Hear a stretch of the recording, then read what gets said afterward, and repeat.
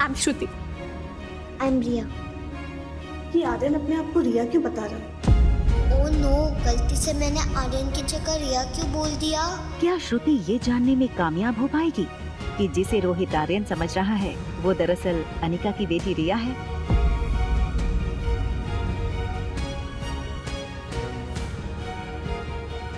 क्या आज रोहित को पता चल जाएगा कि अनिका ही डॉक्टर अमृता है?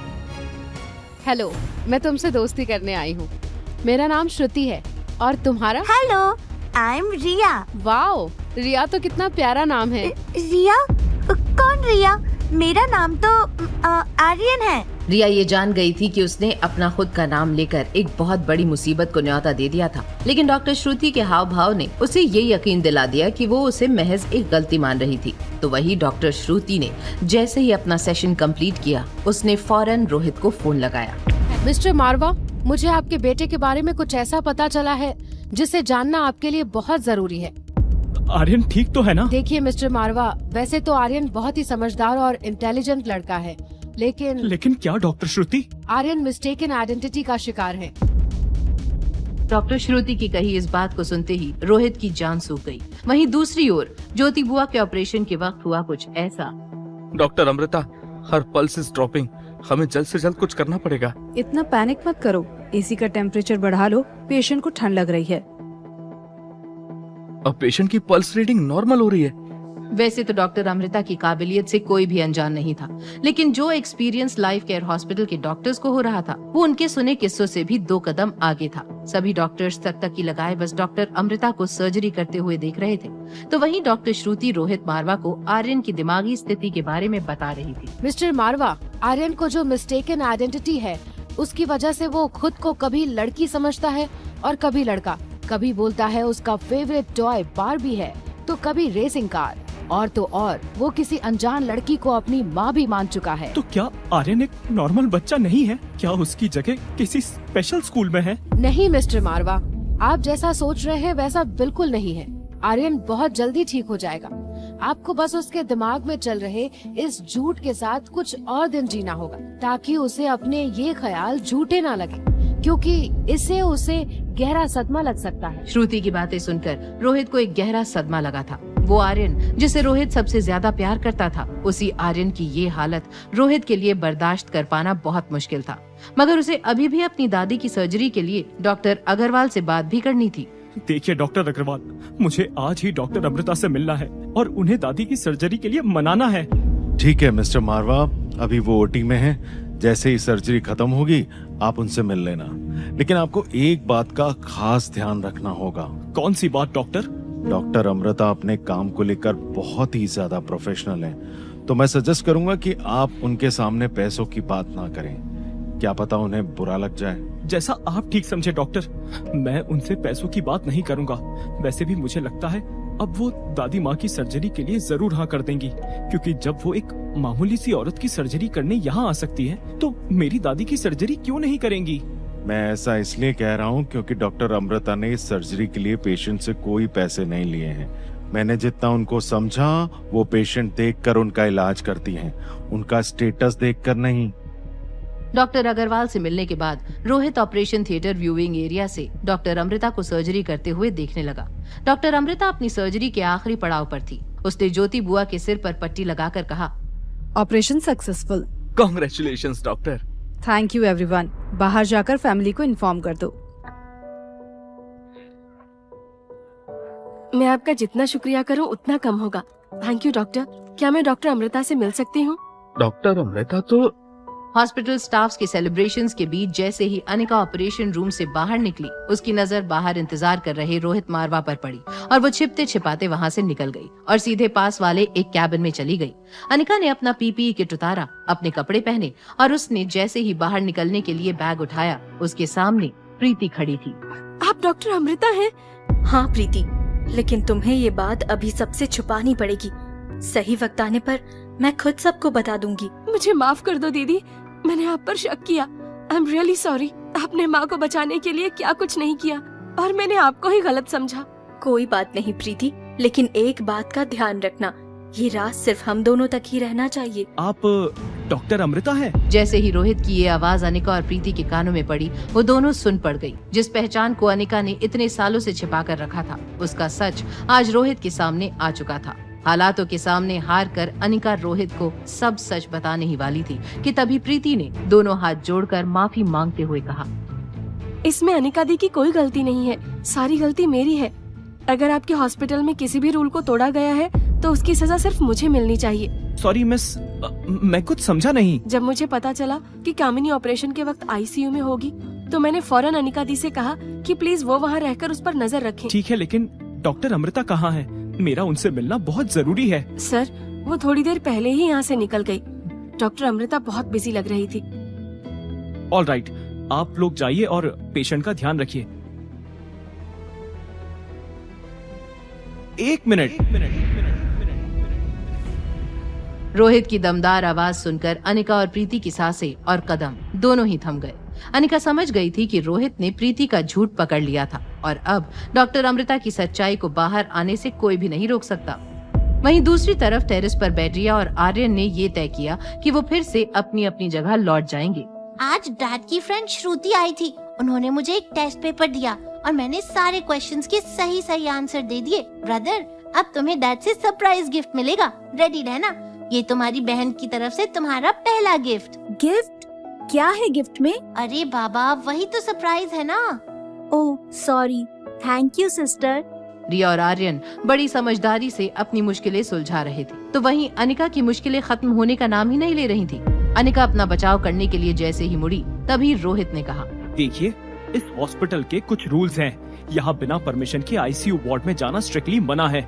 पेशेंट की जान और हॉस्पिटल की रेपुटेशन दोनों खतरे में पड़ सकती हैं।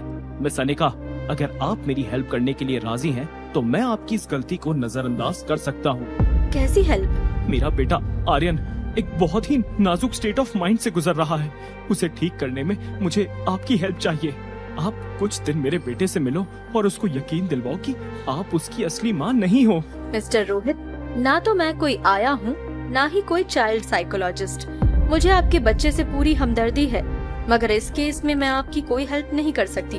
और हाँ, अगर मैनेजमेंट मेरे खिलाफ लीगल एक्शन लेती भी है तो आई विल हैंडल इट। इससे पहले कि रोहित कुछ कहता, अनिका वहाँ से प्रीति के साथ चली गई। अनिका की बातें सुनकर रोहित को मानो करंट सा लग गया हो। रोहित ये तय नहीं कर पा रहा था कि आखिर अनिका का असली रूप क्या था। हॉस्पिटल से निकलने के बाद रोहित डॉक्टर श्रुति के कहने पर आर्यन के लिए गिफ्ट लेकर जैसे ही स्वीट में पहुंचा, उसने आर्यन के पास जाकर बोला, श्रुति ने बताया आज तुमने टेस्ट पेपर्स में सारे आंसर सही किए, तो तुमने जो उनसे गिफ्ट बोला था वो मैं ले आया हूँ। Thank you so much dad, love you. Aryan बड़े ही एक्साइटमेंट में गिफ्ट बॉक्स खोलने लगा, लेकिन ये क्या, इसमें तो लड़कियों के खेलने की बाबी डॉल थी। उसने गुस्से में गिफ्ट बॉक्स को दूर फेंक दिया। रोहित ये देखकर चौंक गया। पल भर के लिए मानो उसने हार मान ली हो। क्या हुआ आर्यन, तुम्हें गिफ्ट पसंद नहीं आया? ये गिफ्ट तो तुमने ही मांगा था ना। आर्यन, मैं तुमसे बात कर रहा हूँ, जवाब दो मुझे। रोहित भैया प्लीज शांत हो जाओ, आर्यन छोटा बच्चा है अभी। सनी, तुम बीच में मत बोलो, इसे तुमने ही बिगाड़ा है। तुम इसका बिल्कुल भी ध्यान नहीं रखते। पर भाई, तुम यहाँ से जाओ, मैं डैड से बात करता हूँ। मेरा बेटा ऐसा नहीं था। ये सब मैं जानता हूँ किसका करा धरा है। मैं उसे छोड़ूंगा नहीं। तुम कहाँ जा रहे हो? आर्यन रोहित का गुस्सा देखकर वहाँ से चला गया, लेकिन आज रोहित ने ठान लिया था कि उसके बेटे की इस बिगड़ी हुई हालत के पीछे जिम्मेदार इंसान को सबक सिखाना है। वो बिना कुछ बोले गुस्से में रूम से निकल जाता है। रोहित मन ही मन अनिका को होटल से बाहर निकाल देने का फैसला कर चुका था। अनिका के स्वीट के बाहर पहुँचते ही रोहित ने डोरबेल बजाया। लगातार डोरबेल बजने पर भी जब गेट नहीं खुला तो रोहित का गुस्सा 7वें आसमान तक पहुंच गया था। उसने बिना कुछ सोचे बड़ी ही जोर से अपना हाथ दरवाजे पर दे मारा। तभी दरवाजे के उस ओर वो उस इंसान को खड़ा देखता है, जिसे देखकर उसके पैरों के नीचे से जमीन खिसक जाती है। तुम यहाँ कैसे?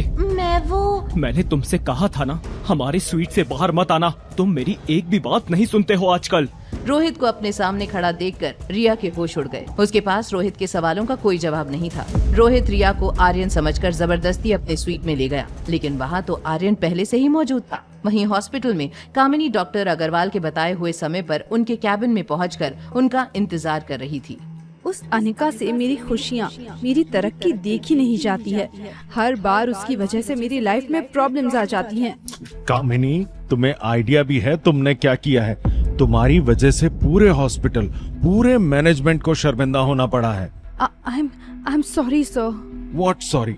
तुम्हें पता है जो तुमने किया है उसकी क्या सजा हो सकती है? डॉक्टर अग्रवाल की बातें सुनकर भी कामिनी को अपने किए पर जरा भी पछतावा नहीं हो रहा था। उसके मन में अभी भी यही चल रहा था कि वो अनिका से अपनी बेइज्जती का बदला कैसे ले। वहीं दूसरी ओर रिया जैसे ही रोहित के स्वीट में गई, वहां आर्यन को ना देखकर उसने चैन की सांस ली। वहीं रोहित आर्यन में आ रहे इन बदलावों से बेहद परेशान था। मैं जानता हूँ बेटा कि तुम्हें अपनी मॉम की कमी महसूस होती है। मैंने बहुत कोशिश की उस कमी को पूरा करने की, पर शायद मैं हार गया। अगर तुम्हें सामने वाली आंटी से बातें करना अच्छा लगता है तो मैं उनसे यहाँ रोज आने के लिए बोल दूंगा। ओके? नहीं नहीं डैड, अगर आप चाहते हो मैं उनसे दूर रहूं तो मैं ऐसा ही करूंगा।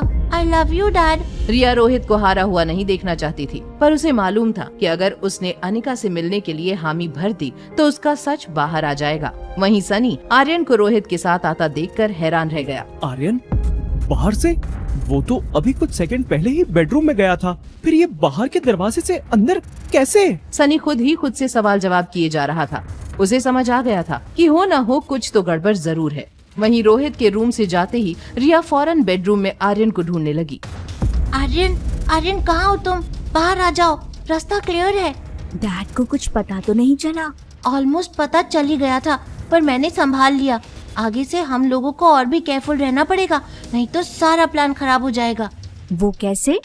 फिर हमारा हैप्पी फैमिली का सपना पूरा नहीं हो पाएगा। इसीलिए जब तक मॉम डैड एक दूसरे से प्यार नहीं करते तब तक हमारा सीक्रेट बाहर नहीं आना चाहिए। समझ गया। क्या मैं तुमसे एक रिक्वेस्ट कर सकता हूँ? हाँ बोलो। क्या मैं एक और दिन मॉम के पास रह सकता हूँ प्लीज? ओके, लेकिन हमें वेट करना होगा। जैसे ही डैड और सनी चाचू सो जाए फिर तुम चले जाना। कुछ ही देर बाद रोहित और सनी की नजरों से बचकर आर्यन अनिका के स्वीट में आ गया था। गहरी नींद में सोई अनिका को देखकर आर्यन को बहुत सुकून मिला और वो उसके पास में ही सो गया। सुबह होते ही अनिका की नींद लगातार बज रहे उसके फोन से खुली। प्रीति की 17 मिस्ड कॉल। सब ठीक तो है ना? कहीं ज्योति बुआ को? नहीं, मुझे अभी प्रीति से बात करनी होगी। हेलो अनिका दीदी, मम्मी को होश आ गया है, वो आपसे मिलना चाहती हैं। बुआ को होश आ गया? अरे वाह, ये तो बहुत अच्छी खबर है। हाँ दीदी, आप जल्दी से यहाँ आ जाओ और अकेले नहीं, रिया को भी साथ लेकर आना। मम्मी उससे मिलना चाहती है। ठीक है प्रीति, मैं अभी रिया को लेकर वहाँ आती हूँ। ज्योति बुआ से मिलने जाने की खुशी में अनिका जल्दी जल्दी सब काम करने लगी। वहीं सुबह सुबह अनिका का मुस्कुराता हुआ चेहरा देखकर आर्यन भी बहुत खुश हो गया। चलो माय लिटिल प्रिंसेस, आज हमें तुम्हारी बुआ नानी से मिलने जाना है। वो तुम्हें देखना चाहती है। जल्दी से रेडी हो जाओ। ओके मम्मा। मैंने तुम्हारी प्रिंसेस वाली फ्रॉक निकाल दी है, आज तुम्हें वही पहनना है। उस पिंक फ्रॉक में तुम बिल्कुल किसी परी जैसी लगोगी। पिंक फ्रॉक पहनने की बात सुनकर आर्यन बेचारा घबरा गया। वो अनिका से बहुत प्यार करता था, उसकी हर बात मानने की कोशिश भी करता था, पर पिंक फ्रॉक? मॉम, मैं अपनी जीन्स टी शर्ट ही पहन लूं प्लीज? नो स्वीटहार्ट, आज तुम्हें पिंक फ्रॉक ही पहननी है, बस फाइनल। मॉम प्लीज, मुझे वो अच्छी नहीं लगती। मैं तुम्हारी हर बात मानती हूँ ना, क्या तुम मेरी एक रिक्वेस्ट भी नहीं मान सकती? आर्यन के पास अनिका के इस इमोशनल ब्लैकमेल का कोई जवाब नहीं था। वो पिंक फ्रॉक लेकर बाथरूम में तैयार होने के लिए चला गया, पर जब उसने काफी देर तक बाथरूम का दरवाजा नहीं खोला तो अनिका परेशान हो गई। कुछ देर और इंतजार करने के बाद अनिका ने बाथरूम का दरवाजा खटखटाया। रिया बेटा, क्या हुआ?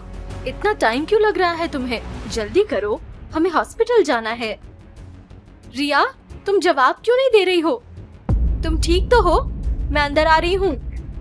अनिका की बात सुनकर आर्यन बुरी तरह से डर गया। तभी अनिका ने बाथरूम का दरवाजा तेजी से खोला और अंदर चली गई। अंदर पहुंचते ही आर्यन को देखकर अनिका हैरान हो गई थी। वहीं दूसरी ओर डॉक्टर अग्रवाल ने कामिनी से कुछ ऐसा कहा जिसे सुनकर कामिनी के होश उड़ गए।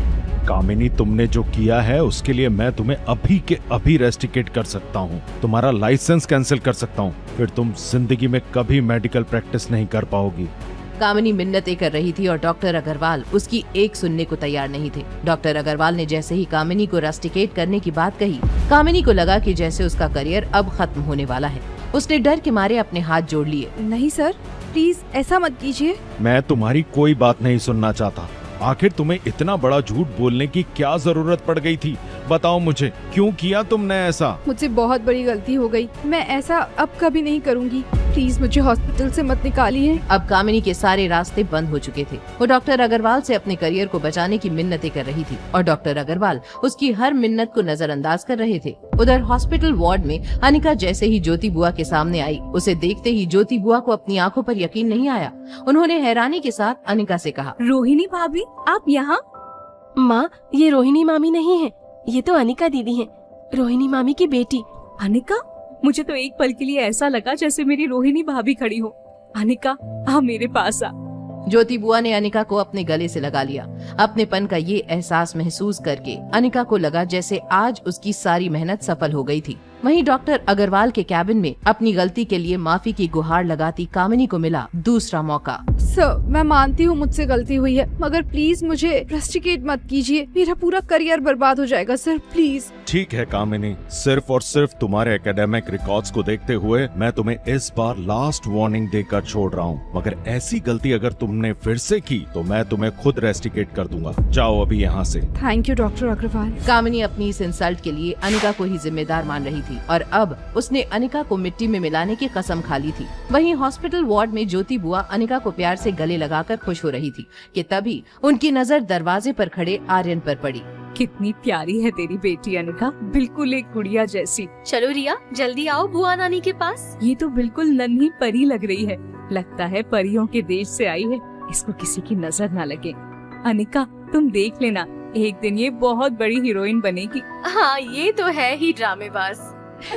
वैसे अनिका, तू तो बिल्कुल अपनी माँ जैसी दिखने लगी है, वही रूप, वही रंग और उतनी ही बड़ी चालबाज। मनीषा, तुम यहाँ कामिनी के साथ, और ये क्या बकवास है? माफ कीजिएगा दीदी, बकवास मैं नहीं, बकवास आप कर रही हैं। आपसे ये उम्मीद नहीं थी। जिस लड़की ने हमारे खानदान को कहीं का नहीं छोड़ा, आप उसी की तारीफ के पुल बांध रही हो। क्या आपको नहीं पता कि इसकी वजह से हमारे ऊपर कितनी मुसीबतें आई थी? बुआ, आप कैसे भूल सकती हो कि अनिका ने हमारे खानदान पर कितनी बड़ी कालिक पोती थी, और देखो कैसे बेशर्मों की तरह अपनी नाजायज औलाद के साथ यहाँ आ गई है। इसे धक्के मार कर निकालना चाहिए यहाँ से, और आप हैं कि इसे गले से लगाए बैठी हैं। अब इन बातों का क्या मतलब है कामिनी? जो बीत गया उसे भूल जाना ही बेहतर है। देखो इस प्यारी सी बच्ची को, उसे कितना बुरा लगेगा। आर्यन को देखते ही मनीषा उसकी तरफ चलने लगी। मनीषा को अपनी तरफ आते देख आर्यन एक पल के लिए घबरा गया। मनीषा अपनी बड़ी बड़ी आंखों से आर्यन को टकटकी लगाए घूरे जा रही थी। फिर अचानक मनीषा ने अनिका की तरफ देखा और कहा, अच्छा अनिका, तो ये है तुम्हारी बेटी, काफी बड़ी हो गई है। तुम्हारा एक बेटा भी है ना? वो भी तो इतना ही बड़ा हो गया होगा। आप कहना क्या चाहती हैं? कहना तो बहुत कुछ है, पर क्या तुम सुनने के लिए तैयार हो?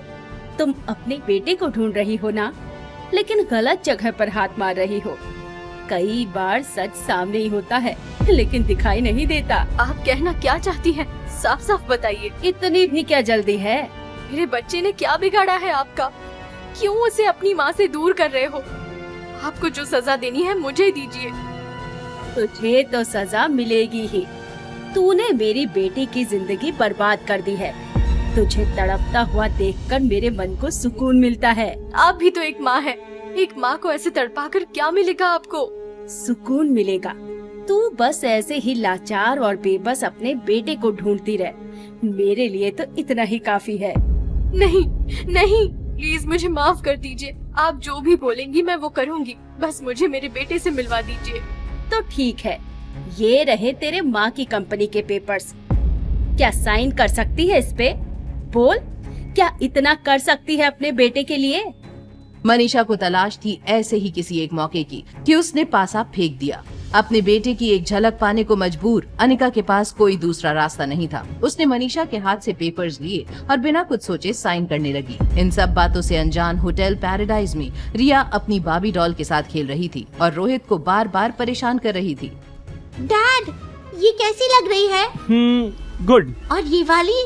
गुड। डैड, मैं आपको कब से अपनी बाबी के कॉस्ट्यूम्स दिखा रहा हूँ और आप देख ही नहीं रहे हो और बस गुड गुड किए जा रहे हो। बेटा, एक बहुत जरूरी काम है, पहले मैं अपना काम कंप्लीट कर लेता हूँ और फिर हम साथ में खेलेंगे। I promise. ओके डैड, आप काम कर लो, मैं अपनी डॉल के साथ अपने रूम में खेलूंगी। उप्स, खेलूंगा। रोहित को आर्यन की ये बातें अब और भी दुखी करने लगी। वहीं दूसरी ओर हॉस्पिटल में अनिका ने स्टैम्प पेपर्स पर सिग्नेचर कर दिए थे कि तभी आर्यन ने किया कुछ ऐसा जिसे देखते ही सबकी आंखें फटी की फटी रह गई। शैतान, ये क्या किया तूने? अपने बेटे से मिलने के मुंह में अनिका ने अपनी मां की आखिरी निशानी, वो फार्मा कंपनी भी मनीषा और कामिनी के नाम करने के लिए उन पेपर्स पर साइन कर दिया था। लेकिन अनिका को इतना बेबस देख आर्यन ने बड़े ही चालाकी से उन पेपर्स पर मेडिसिन सिरप गिरा दिया। ये देखकर मनीषा और कामिनी का गुस्सा 7वें आसमान पर चढ़ गया। शैतान, ये क्या किया तूने? कितने जरूरी कागजात थे ये। माफ कर दीजिए, बच्ची है वो, गलती से गिर गया होगा। बेटा सॉरी बोल दो। मैं क्यों सॉरी बोलूं मम्मा, ये लोग बैड हैं। देखो तो जरा कैसे जुबान चलती है इसकी। बच्ची है वो, उससे गलतियाँ तो करेगी ही, आखिर तुम्हारी ही तो बेटी है।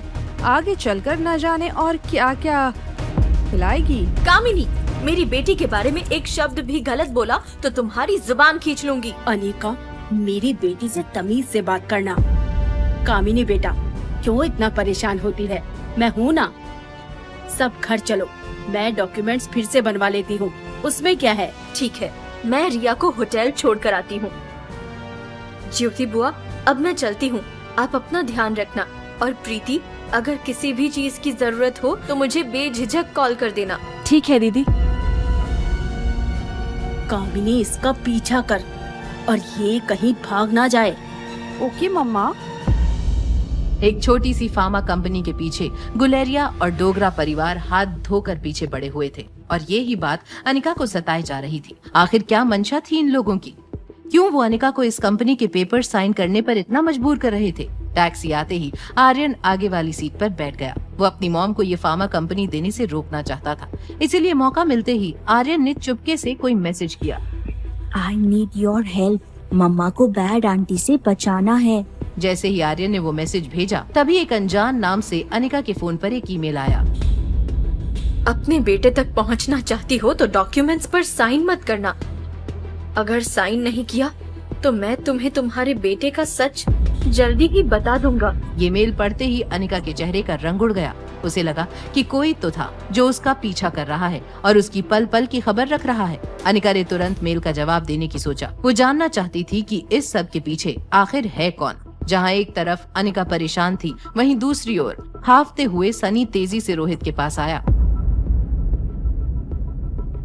भैया, वो अनिका। क्या हुआ? मैंने जो काम कहा था वो हुआ? हाँ भैया, अनिका के बारे में इंफॉर्मेशन मिल गई। आप यकीन नहीं करोगे कि अनिका ही। सनी ने जो कहा उसे सुनकर रोहित के होश उड़ गए।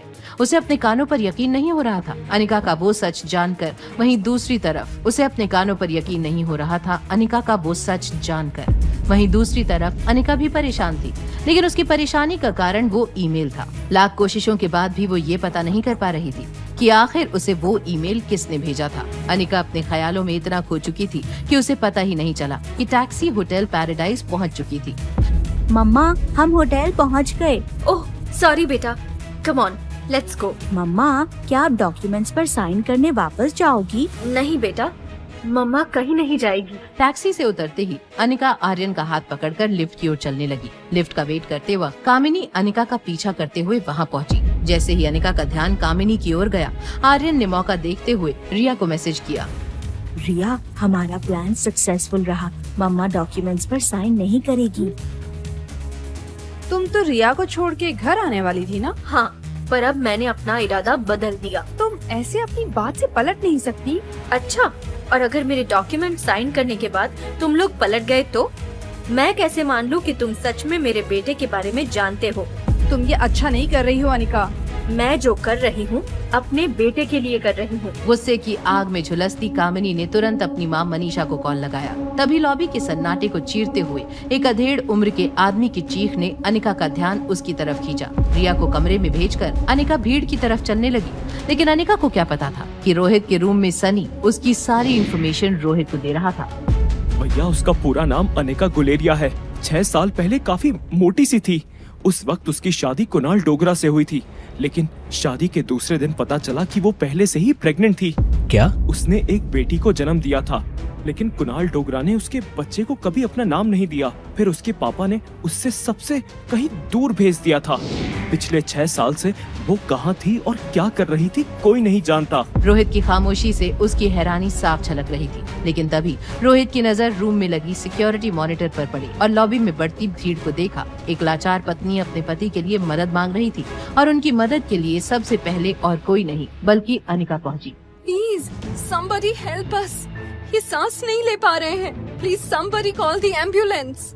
I am a medical student, मैं आपकी मदद कर सकती हूँ। प्लीज मेरे पति को बचा लीजिए।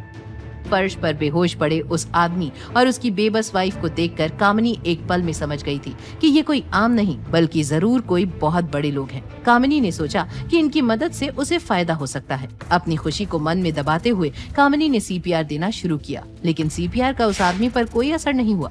और फिर अनिका वहाँ आई और उस आदमी को एग्जामिन करने लगी। सीपीआर देना बंद करो कामिनी, इसका इन पे कोई असर नहीं होने वाला। अब एक अनपढ़ बताएगी कि एक मेडिकल स्टूडेंट को क्या करना चाहिए। क्या आप डॉक्टर हैं? ये अनपढ़ और डॉक्टर, ये तो एक कॉलेज ड्रॉप आउट है। अगर आप डॉक्टर नहीं हैं तो प्लीज हटिए यहाँ से, इन्हें इनका काम करने दीजिए। अनिका ने किसी भी बात का कोई जवाब देना जरूरी नहीं समझा। उसका तो पूरा ध्यान पेशेंट की जान बचाने में था। अनिका रिसेप्शन से फर्स्ट एड बॉक्स लेकर आई और सीधा पेशेंट की छाती में कट मार दिया। होटल लॉबी के चमचमाते हुए फर्श अचानक खून से लाल हो गए। ये क्या कर दिया तुमने? Please someone call the police. इसने एक बेगुनाह आदमी की जान ले ली है। Do you have any idea तुमने क्या किया है? तुमने अंकल की जान ले ली है। ये क्या किया तुमने?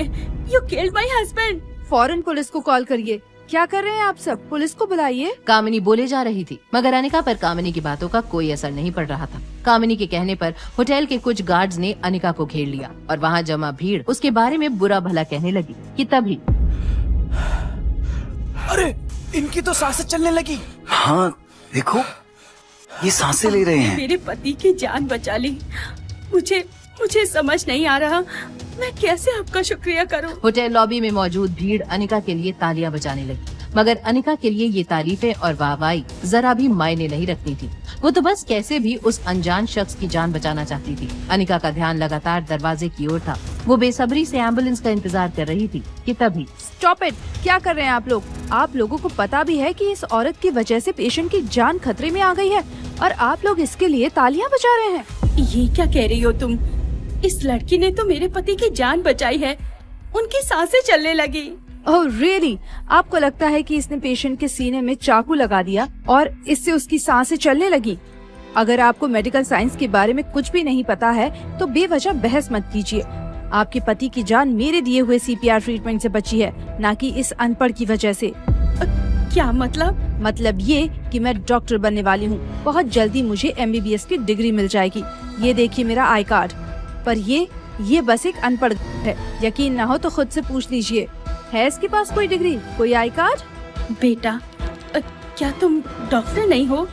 अपना आईडी कार्ड दिखाओ। हाँ, आईडी कार्ड दिखाओ। अनिका चाहती तो अपना आईडी कार्ड दिखाकर वहाँ मौजूद हर शख्स का मुंह बंद कर सकती थी, पर उसके लिए अपनी पहचान छुपाए रखना जरूरी था। भीड़ का शोर लगातार बढ़ता जा रहा था। अनिका को समझ नहीं आ रहा था कि वो क्या करे।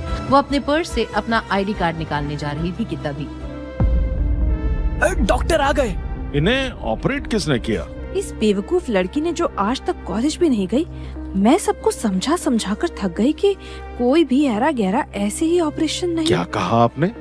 ये लड़की कभी कॉलेज नहीं गई? How is this even possible? बिना किसी मेडिकल इक्विपमेंट के इतने सही तरीके से तो कोई जीनियस ही सर्जरी कर सकता है। डॉक्टर, मेरे हस्बैंड ठीक तो है ना? आपके हस्बैंड पूरी तरह से खतरे से बाहर हैं। जो ऑपरेशन इस लड़की ने यहाँ किया, हम हॉस्पिटल में भी वो नहीं करते। बस कुछ स्टिचेस लगाने हैं और कुछ दिन हम पेशेंट को मॉनिटर करेंगे। उसके लिए हमें इन्हें एडमिट करना होगा। डॉक्टर की बातें सुनकर कामिनी का पारा 7वें आसमान पर पहुंच चुका था। डॉक्टर का इस तरह सबके सामने अनिका की तारीफ करना वो बर्दाश्त नहीं कर पा रही थी। वहीं दूसरी ओर रोहित और सनी ये सारा शोर सुनकर नीचे पहुंचे, पर तब तक एम्बुलेंस पेशेंट को लेकर जा चुकी थी। होटल स्टाफ ने जैसे ही रोहित को पेशेंट का नाम बताया, रोहित बुरी तरह से चौंक गया। क्या कहा? Mister and Mrs Kishan Malhotra? Bro, क्या ये वही दिल्ली वाले किशन अंकल हैं जो हमारे फैमिली फ्रेंड हैं? हाँ, ये वही है। सनी, हमें किशन अंकल को देखने तुरंत हॉस्पिटल जाना होगा। जल्दी चलो। रोहित किशन मल्होत्रा की बहुत इज्जत करता था। बिना एक भी पल गवाए वो सीधा हॉस्पिटल पहुंच गया। किशन मल्होत्रा को अब तक होश नहीं आया था। रोहित को उनकी ऐसी हालत देखकर बहुत बुरा लग रहा था। Hello Anjali aunty, Kishan uncle की तबीयत अब कैसी है? डॉक्टर्स ने बताया कि अब वो खतरे से बाहर है।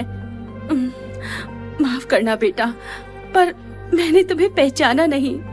आंटी, मैं रोहित मारवा। रोहित, माफ करना बेटा, मैं तुम्हें एकदम से पहचान नहीं पाई। आंटी, आप और किशन अंकल मनाली आए और मुझे बताया तक नहीं। एक्चुअली हमें अचानक से मनाली आना पड़ा। अचानक क्यों? सब ठीक है ना? हाँ बेटा, सब ठीक है। दरअसल आज सुबह ही तुम्हारे अंकल के पास एक कॉल आया था कि उनकी बहन के बारे में कुछ इन्फॉर्मेशन मिली है।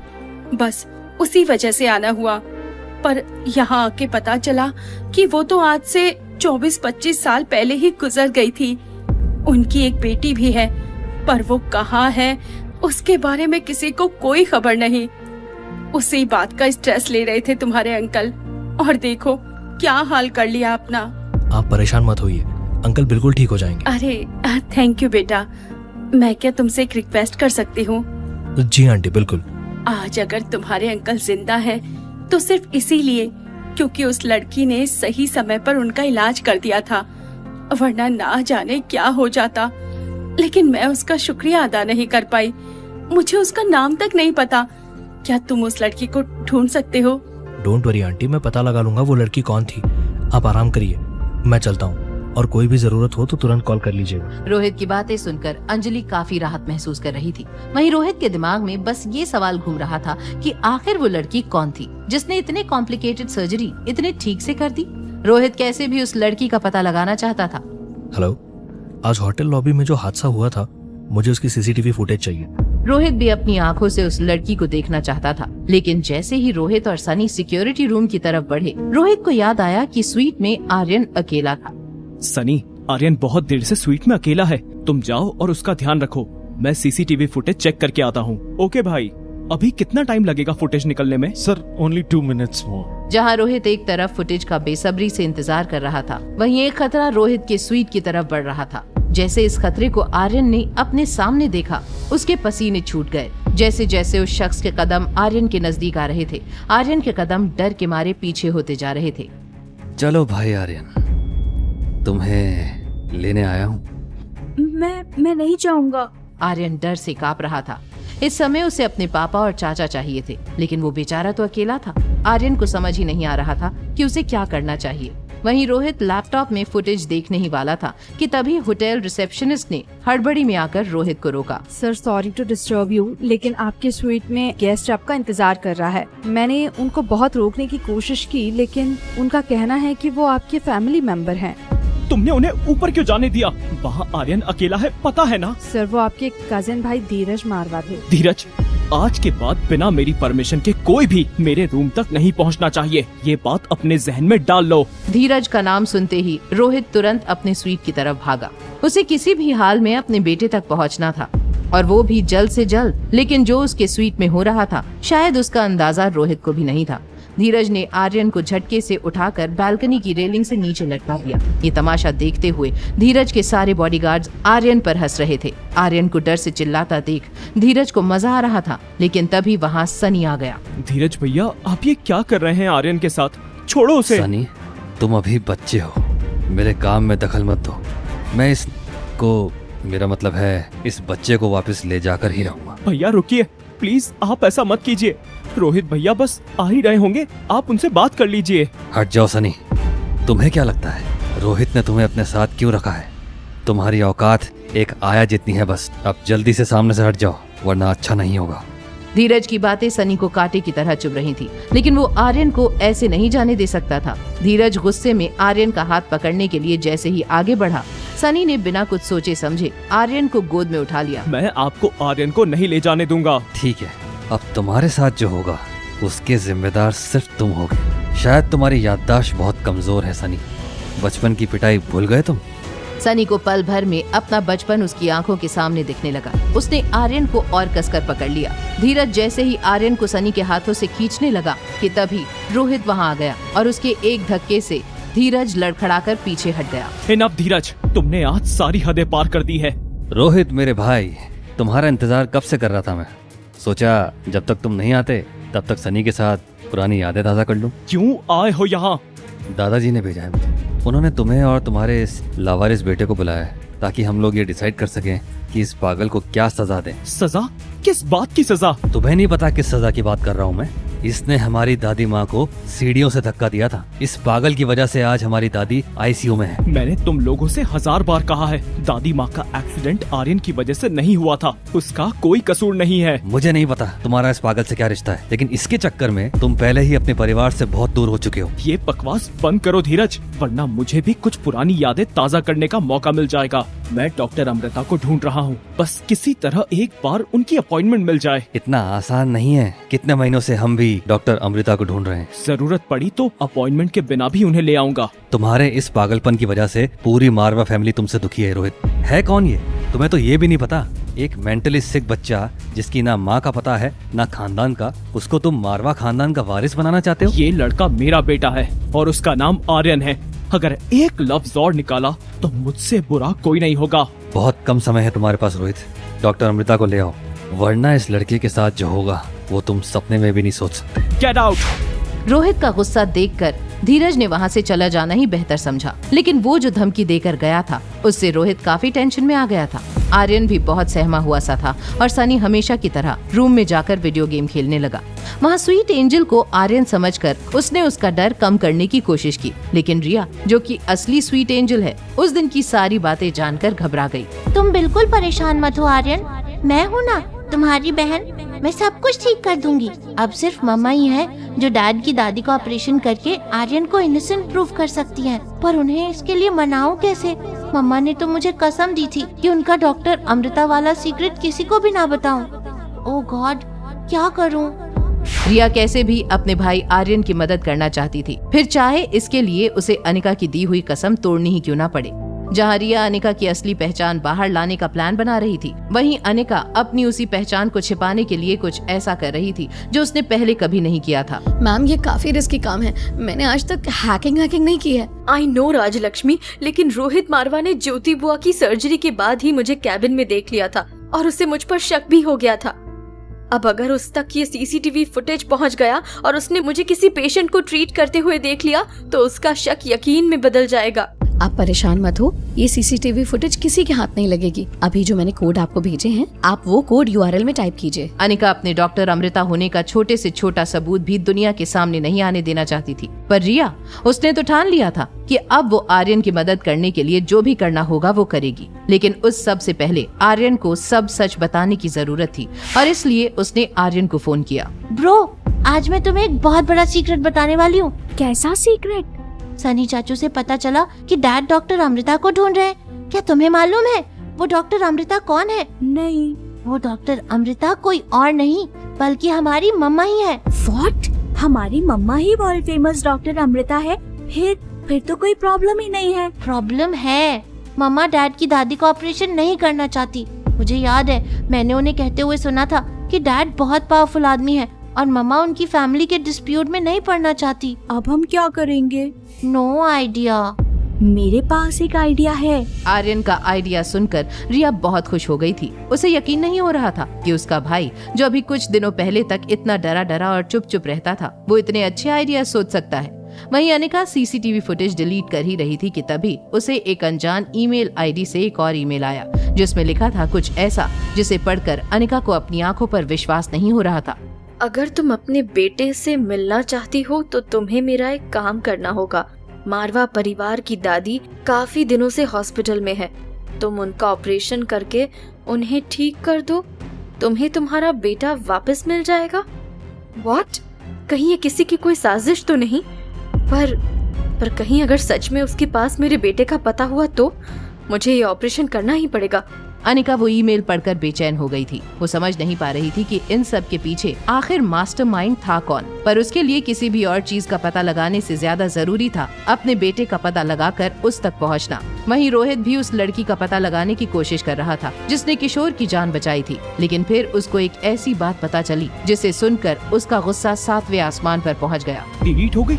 What do you mean by delete हो गई? मुझे तो लगा था हमारे पास बेस्ट सर्विलियंस डिपार्टमेंट है और तुम लोग मुझे बता रहे हो कि वो सीसीटीवी फुटेज डिलीट हो गई। Sir I am really sorry, मुझे खुद समझ नहीं आ रहा कि ऐसा कैसे हो सकता है। Disgusting, you are fired. CCTV footage delete हो जाने की बात सुनकर रोहित अपना आपा खो बैठा था। वो जानना चाहता था कि वो टैलेंटेड लड़की कौन थी जिसने किशोर का ऑपरेशन किया था, ताकि वो आर्यन की बेगुनाही अपने परिवार के सामने साबित कर सके। उस सीसीटीवी फुटेज का डिलीट होना न सिर्फ रोहित के लिए बल्कि अनिका के लिए भी परेशानी की बात थी। लेकिन अब जब उसने ठान ली थी रोहित की मदद करने की, तो वो बिना घबराए रोहित के स्वीट का डोर नॉक करती है। आज मैं अपना सच रोहित मारवा को बता दूंगी। आप अंदर नहीं जा सकती। देखिए, मेरा मिस्टर मारवा से मिलना बहुत जरूरी है। प्लीज मुझे अंदर जाने दीजिए। आपके पास अपॉइंटमेंट है?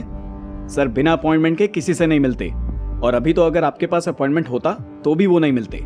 सर ने मना किया है कि वो कल सुबह तक किसी से भी नहीं मिलेंगे। ठीक है, फिर कह देना अपने सर से कि डॉक्टर अमृता उन्हें ढूंढ रही थी। रोहित से ना मिल पाने के कारण परेशान अनिका अगली सुबह ज्योति बुआ की रिपोर्ट्स देखने लाइफ केयर हॉस्पिटल पहुंचती है, जहां रोहित मारवा पहले से ही मौजूद था। रोहित ने अंजलि आंटी को सीसीटीवी फुटेज की डिलीट होने की खबर दे दी थी, जिसकी वजह से वो काफी मायूस हो गई थी कि तभी उनकी नजर अनिका पर पड़ी। अरे ये तो वही है। रोहित ने जैसे ही पलटकर अनिका की तरफ देखा, उसके होश उड़ गए। जिस अनिका को अंजलि मल्होत्रा कल शाम से ढूंढने की कोशिश कर रही थी, उसे अचानक हॉस्पिटल कॉरिडोर में देखकर उनकी खुशी का ठिकाना नहीं था। वो अनिका की तरफ दौड़ने लगी। अब्दुल जो वहीं दरवाजे पर खड़ा था, वो भी उनके पीछे गया। अनिका के पास आते ही अंजलि मल्होत्रा उसके गले लग गई। थैंक यू सो मच बेटा, आज तुम्हारी वजह से मेरे पति जिंदा है। आंटी, आपको पक्का यकीन है कि ये वही लड़की है जिसने मिस्टर अग्रवाल की जान बचाई है? भला मैं इसका चेहरा कैसे भूल सकती हूँ। क्या आपने कोई मेडिकल ट्रेनिंग ली है? अनिका ने कुछ नहीं कहा, बस अब्दुल को घूरती रही। अब्दुल ये समझ चुका था कि उसने अनिका को पहचानने में बहुत बड़ी गलती कर दी है। इन सब बातों से अनजान रोहित किशन मल्होत्रा की लैब रिपोर्ट्स लेकर वहां आया। उसने जब अनिका को अंजलि मल्होत्रा से बात करते हुए देखा, तो वो काफी हैरान रह गया। क्या तुम एक दूसरे को जानते हो? हाँ, ये हमारे होटल में ही रहती है। ये तो बड़ी अच्छी बात है बेटा, इसी ने कल किशन जी की जान बचाई थी। अरे ये नहीं होती तो पता नहीं क्या हो जाता। अंजलि मल्होत्रा की बातें सुनकर रोहित सोच में पड़ गया। वो बस अनिका को देखे जा रहा था। दूसरी तरफ रिया खुश थी, क्योंकि उसे लगा कि आर्यन की अक्लमंदी से अब उसका परिवार पूरा हो जाएगा। रिया ने आर्यन को फोन करके ये खबर देने का सोचा।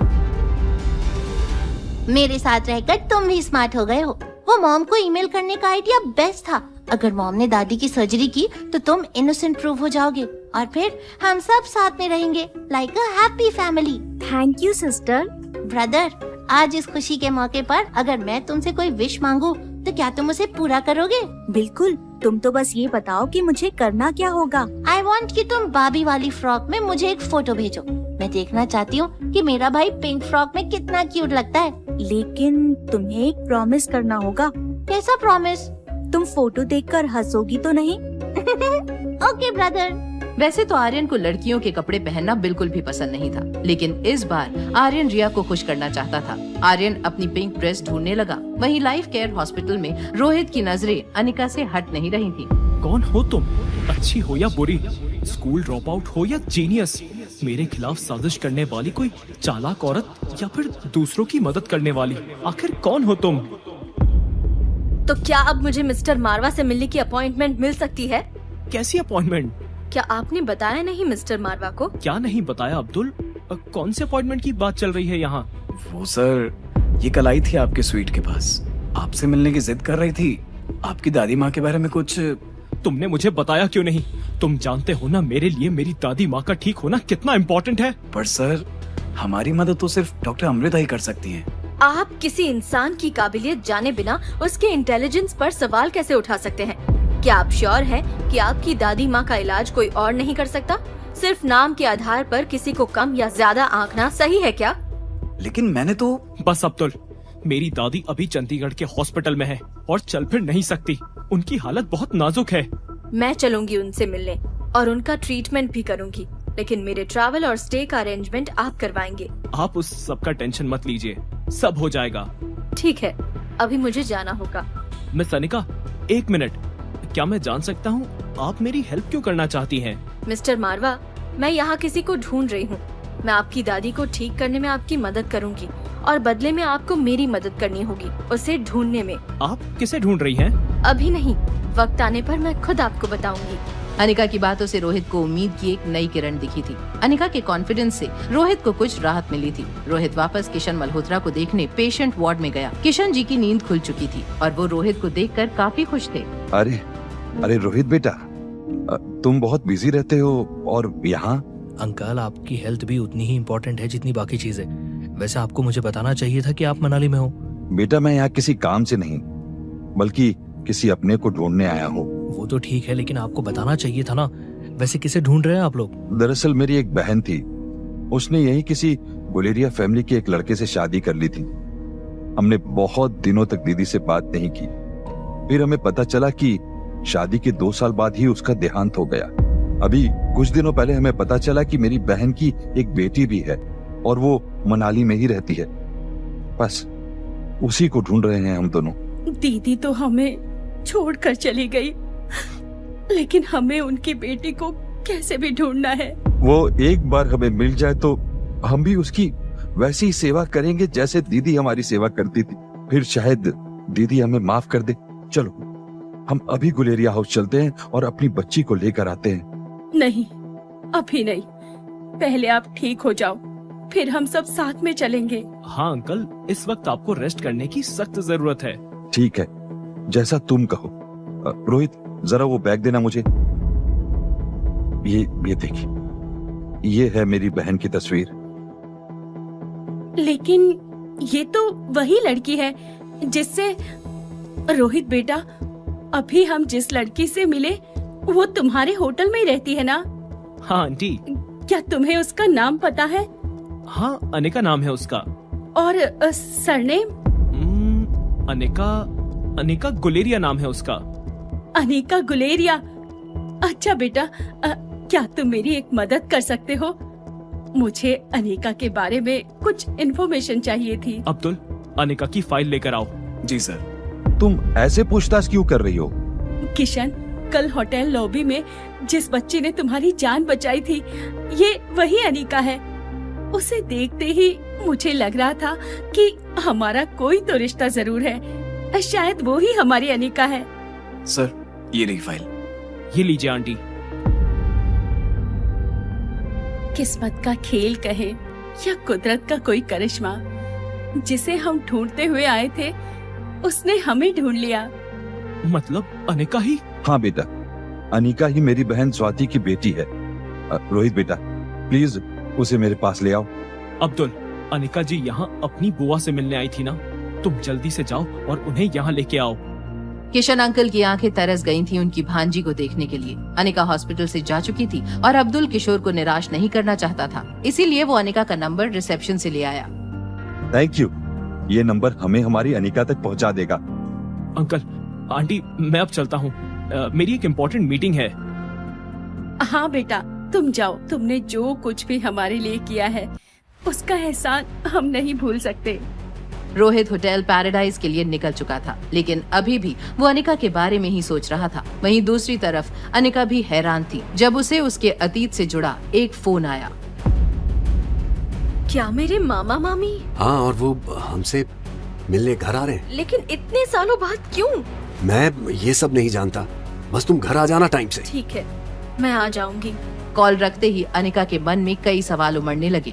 अनिका अपनी माँ के परिवार वालों से कभी नहीं मिली थी, लेकिन सालों बाद अचानक उन्हें अनिका की याद कैसे आई? अनिका के मन में इस नए रिश्तेदार को लेकर डर था, तो वहीं कोई और भी था जिसे अनिका से भी ज्यादा डर लग रहा था। क्या तुम्हें यकीन है कि वो लोग अनिका के रिश्तेदार हैं? मुझे तो लगता है कि इन सब के पीछे अनिका का ही हाथ होगा। पक्का हमारे खिलाफ कोई नई साजिश रच रही है। यकीन तो मुझे भी नहीं हो रहा कि ये लोग इतने सालों बाद अनिका को क्यों ढूंढ रहे हैं। क्या तुम स्वाति के परिवार वालों के बारे में कुछ भी नहीं जानते? काफी गरीब परिवार से थी स्वाति, और उसकी फैमिली पहाड़ों के उस पार रहते थे, लेकिन शादी के बाद उसने उनके साथ कोई कांटेक्ट नहीं रखा। कहीं ये लोग हमसे पैसों की भीख मांगने तो नहीं आ रहे? वैसे वो कह तो रहे थे कि अनिका के मामा बीमार हैं और इस वक्त हॉस्पिटल में एडमिट है। तो ये बात तय है कि वो भिखमंगे पैसों के लिए ही आ रहे हैं। देखिए, मैं पहले से ही कह देती हूँ, खबरदार उनको एक भी पैसा दिया तो। तुम तो ऐसे बोल रही हो जैसे कि मैं तिजोरी खोल के उनके सामने रखने वाला हूँ। लगता है आ गए भिखमंगे। जहाँ एक तरफ अनिका के मामा मामी के स्वागत के लिए कामिनी दरवाजा खोलने के लिए आगे बढ़ी, तो वहीं दूसरी तरफ अपने स्वीट में वार्डरोब का दरवाजा खोलते हुए आर्यन रिया को दिया हुआ प्रॉमिस पूरा करने के लिए फ्रॉक ढूंढने लगा। मैंने तो उसे यहीं छुपाया था, लेकिन अब मिल क्यों नहीं रहा? क्या नहीं मिल रहा है? डैड आप कब आए? मैं तो अभी आया, लेकिन तुम क्या ढूंढ रहे हो? वो मैंने एक ड्रेस यहाँ रखी थी, लेकिन अब मुझे मिल नहीं रही। बेटा, वो ड्रेस तुम्हारे लिए नहीं है, इसलिए मैंने उसे किसी और को दे दिया जिसे उसकी जरूरत है। आप मेरी चीजों को मुझसे पूछे बिना किसी और को कैसे दे सकते हो? आप ही ने सिखाया था ना, दूसरों की चीजों को विदाउट परमिशन हाथ नहीं लगाना चाहिए। No wonder why mama hates you. तुम्हें ये सब किसने सिखाया Aryan? I hate you dad. आज मेरे दोस्त ने एक पार्टी रखी है, तुम मेरे साथ चलोगे ना? यस ऑफ कोर्स, हम सब जाएंगे। क्यों आर्यन? आर्यन के चेहरे पर कोई भी एक्साइटमेंट नहीं थी, उसे बस रिया का प्रॉमिस तोड़ने का दुख था। वहीं दूसरी तरफ मामा मामी के स्वागत के लिए कामिनी ने दरवाजा खोला और सामने खड़े इंसान पर कामिनी की नजर जैसे ही पड़ी, वो हैरान रह गई। अनिका के मामा मामी के आने की खबर सुनते ही गुलेरिया परिवार में बेचैनी बढ़ गई। गुलेरिया फैमिली को ये विश्वास था कि अनिका के मामा मामी भीख मांगने के लिए आ रहे होंगे। तभी कामिनी ने दरवाजे के बाहर देखे बिना ही सैनिटाइजर की पूरी बोतल उधेल दी। जब उसकी नजर सैनिटाइजर में डूबी अनिका पर पड़ी।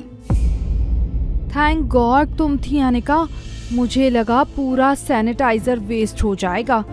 वैसे तुमने बताया नहीं कि तुम्हारे फकीर मामा मामी मनाली आए हुए हैं?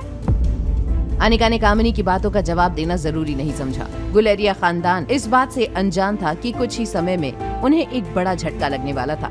कामिनी आगे कुछ कहने ही वाली थी कि तभी गेट से आवाज आई। क्या मिस्टर गौतम गुलेरिया यही रहते हैं? जैसे ही मनीषा और कामिनी की नजरें अंजलि पर पड़ी, उन्हें अपनी आंखों पर विश्वास नहीं हुआ। गुलेरिया खानदान की सोच से अंजलि मामी बिल्कुल अलग थी। उनकी सीरत में भी उनकी दौलत चमक रही थी। तभी अंजलि मामी ने सबकी खामोशी तोड़ते हुए अनिका से कहा, फिर से मिल गए हम। बेटा, पहली बार तुम्हें देखकर ही मुझे लग गया था कि हमारा कुछ पुराना रिश्ता है। आप यहाँ? और आप मेरे मामा मामी को कैसे जानती हैं? आई नो, तुम्हें बहुत कुछ पूछना होगा। मैं तुम्हारे सारे सवालों के जवाब दूंगी। फिलहाल बस यही कहना चाहूंगी कि ये सब किस्मत का खेल है। उस दिन जिस आदमी की जान तुमने बचाई थी, वो तुम्हारे मामा थे। गुलेरिया परिवार के सभी लोग अंजलि मामी की सादगी में खो गए थे कि तभी कामिनी ने अंजलि मामी का पहना हुआ डायमंड नेकलेस देखा। उससे रहा नहीं गया और उसने मामी से कहा, योर नेकलेस इज स्टनिंग। क्या ये असली डायमंड्स हैं? ऑफ कोर्स नकली है बेटा। आजकल अपनी औकात से ऊपर दिखने के लिए हर कोई नकली ज्वेलरी पहनते हैं। देखो ना कितना ज्यादा चमक रहा है। मिस्टर गौतम, क्या आप ही हमारे बहनोई जी हैं? यस, मैं ही गौतम गुलेरिया हूँ। आपने फोन पर मुझसे ही बात की थी। वैसे आप बहुत ही खूबसूरत हैं। कहीं आप फिल्मों में तो काम नहीं करती? फिल्मों में तो नहीं, लेकिन मैं एक आर्टिस्ट जरूर हूँ। जी, आपने जैसे ही कॉल किया था अनिका से मिलने के लिए, वैसे ही हमने उसे कॉल करके बुला लिया था। Thank you mister Gautam. Anika बेटा, क्या हम कहीं अकेले में बैठकर बात कर सकते हैं? Sure aunty. गौतम गुलेरिया अंजलि मामी के हाव भाव देखकर पूरी तरह से इम्प्रेस हो गए थे। ये देखकर मनीषा का चेहरा गुस्से से लाल हो गया, लेकिन वो अपनी तीखी जुबान से कुछ कहती उससे पहले ही अनिका और अंजलि मामी वहाँ से निकल गए। अंजलि मामी कार में बैठते ही अनिका से कहा, बेटा, तुम्हारे मामा अभी भी हॉस्पिटल में हैं। ऐसे वक्त में तुम तक पहुंचने के लिए एक खास शख्स ने हमारी बहुत मदद की थी। उन्हें शुक्रिया अदा करने के लिए हमने तुम्हें बिना बताए होटल पैराडाइज में आज एक डिनर पार्टी रखी है। I hope you don't mind बेटा। ओके मामी, आई एम सॉरी। क्या मैं आपको मामी कह सकती हूँ? अब से अगर आंटी कहूँगी तो डांटूंगी। बेटा, तुम्हारी एक बेटी भी है ना? आई कांट वेट टू सी हर। और नाम क्या है उसका? रिया नाम है उसका। बहुत शरारती है। मैं अभी उसको कॉल करके नीचे बुला लेती हूँ। तब तक हम होटल पहुँच जाएंगे। अनिका अंजलि मामी की खुशी देखकर इनकार नहीं कर पाई। उसने फौरन रिया को कॉल किया और उसे 3rd फ्लोर पर VVIP हॉल में बुलाया। वहीं अंजलि मामी के जाने के बाद मनीषा और कामिनी सोच में पड़ गए थे कि ऐसी क्या बात हो गई जो इतने सालों बाद अनिका की मामी उससे मिलने आई थी। छोड़ो उसके मामा मामी को, तुम दोनों भूल मत जाना, आज हमें डोगरा फैमिली के साथ डिनर पर जाना है। आज का दिन बहुत खास है हमारे लिए। अरे हाँ कामिनी बेटा, टेबल बुकिंग तो कर दिया ना तुमने?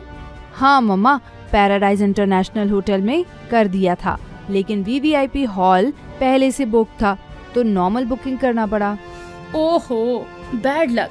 चलो बेटा कोई बात नहीं, अभी बहुत काम है, हमें रेडी भी होना है। और तुम आज अच्छा सा इंडियन ड्रेस पहनना, आज का दिन बहुत स्पेशल होने वाला है तुम्हारे लिए। यस मामा। यहाँ कामिनी के मन में खुशी के लड्डू फूट रहे थे तो दूसरी तरफ रिया आर्यन को बार बार कॉल किए जा रही थी। कॉल का कोई जवाब ना मिलने पर रिया सबसे छिपते छिपाते लिफ्ट में चली गई। लिफ्ट से 3rd फ्लोर पर पहुंचते ही रिया ने जैसे ही चैन की सांस ली कि तभी उसकी नजर बगल वाली लिफ्ट पर गई, जहां से रोहित मारवा, सनी और आर्यन बाहर आ रहे थे। रोहित मारवा, सनी और आर्यन को 3rd फ्लोर पर अचानक देखकर रिया को समझ नहीं आया कि अब क्या करना चाहिए। वो दौड़कर कॉरिडोर में गई और बड़े से गमले के पीछे जाकर छुप गई, लेकिन तब तक सनी की नजर उस पर पड़ चुकी थी। दो आर्यन? रोहित भैया, दो आर्यन है। क्या बकवास कर रहे हो तुम सनी? भैया एक नहीं बल्कि 2 आर्यन है। सनी, गेम खेल खेल कर आंखों के साथ तुम्हारा दिमाग भी खराब होता जा रहा है। मैं सच बोल रहा हूँ, मैंने अपनी आंखों से देखा। एक आर्यन हमारे साथ और एक अभी सामने खड़ा था। भैया यहाँ तमाशा मत बनाओ, सब देख रहे हैं सनी। सॉरी भैया, तुम दोनों अंदर चलो, मैं एक जरूरी कॉल करके आता हूँ। इससे पहले कि रोहित की नजर रिया पर पड़ती, वो सही मौका देखकर सामने जा रही सर्विस ट्रॉली में छुप गई थी। ट्रॉली से एक टॉवल और एक ब्लैक चश्मा लगाकर रिया अपना भेष बदलकर आर्यन और सनी को VIP लाउंज में जाते देख रही थी। जैसे ही आर्यन की नजर रिया पर पड़ी, तभी वहाँ रोहित भी आ गया। पापा, मैं सामने रहने वाली अपनी न्यू फ्रेंड के साथ प्ले एरिया में खेलने जा सकता हूँ प्लीज? ओके, प्ले एरिया में ही खेलना और जल्दी वापस आ जाना। पहले तो रोहित आर्यन के जाने से मना करने वाला था, पर रिया को देखकर वो आर्यन को मना नहीं कर पाया, जो इस भेष में कार्टून लग रही थी। उसने आर्यन को पहली बार किसी को दोस्त बनाते हुए देखा था। उनके वहाँ से जाते ही रोहित ने सनी से पूछा, सनी, क्या यही अनिका की डॉटर है? हाँ शायद इसीलिए ये भी इतनी अजीब है। कितनी फनी लग रही थी ऐसे गेटअप में। बाहर जो तुमने हरकत की है उसके मुकाबले ये कुछ भी नहीं है सनी। भैया आप अंदर चलिए, मैं जरा बच्चों पर नजर रखता हूँ ताकि कोई गड़बड़ ना हो। आई एम इम्प्रेस्ड, पहली बार कुछ सही सोचा तुमने। जब रिया आर्यन के साथ जा रही थी, तभी सनी की नजरें उसके जूतों पर पड़ गई थी। वो समझ गया था कि ये वही है जिसको उसने कॉरिडोर में देखा था। यहाँ सनी सच जानने के लिए उनके पीछे चला गया तो दूसरी तरफ होटल लॉबी में गुलेरिया परिवार, डोगरा परिवार का इंतजार कर रहे थे। माँ देखो, कुणाल कैसे मुंह लटका कर आ रहा है। ये सब उस अनिका की वजह से हुआ है। मुझे तो पहले ही पता था कि वो कुणाल को फंसाने की कोशिश कर रही थी। ये तो अच्छा हुआ कि अब कुणाल को भी उसकी असलियत पता चल गई। बस भी करो कामिनी, बेवजह कुछ भी बोले जा रही हो। हेलो सर, दिल्ली वाले मल्होत्रा इस वक्त मनाली के होटल पैराडाइज में किसी मीटिंग को अटेंड कर रहे हैं। उनसे डील करने का ये सही मौका है। क्या? किस फ्लोर पर है वो? सर 3rd फ्लोर के VVIP लॉन्च में है उनकी मीटिंग। ओके, मैं अभी आता हूँ। इससे अच्छा मौका नहीं मिल सकता मुझे। अगर एक बार मिस्टर मल्होत्रा से डील हो गई तो मनाली का सबसे बड़ा आदमी बनने से कोई नहीं रोक सकता मुझे। यहाँ कुणाल खुश होकर 3rd फ्लोर के लिए निकल गया था, तो वहीं दूसरी तरफ अनिका और अंजलि को VVIP लाउंज में आता देख रोहित सरप्राइज हो गया। जैसे ही रोहित और अनिका की नजरें टकराईं, वो एक दूसरे को देखते ही रह गए। दोनों के बीच एक अनसुनी खामोशी थी। तभी अनिका ने पूछा, मेरी बेटी रिया वो नहीं आई अभी तक?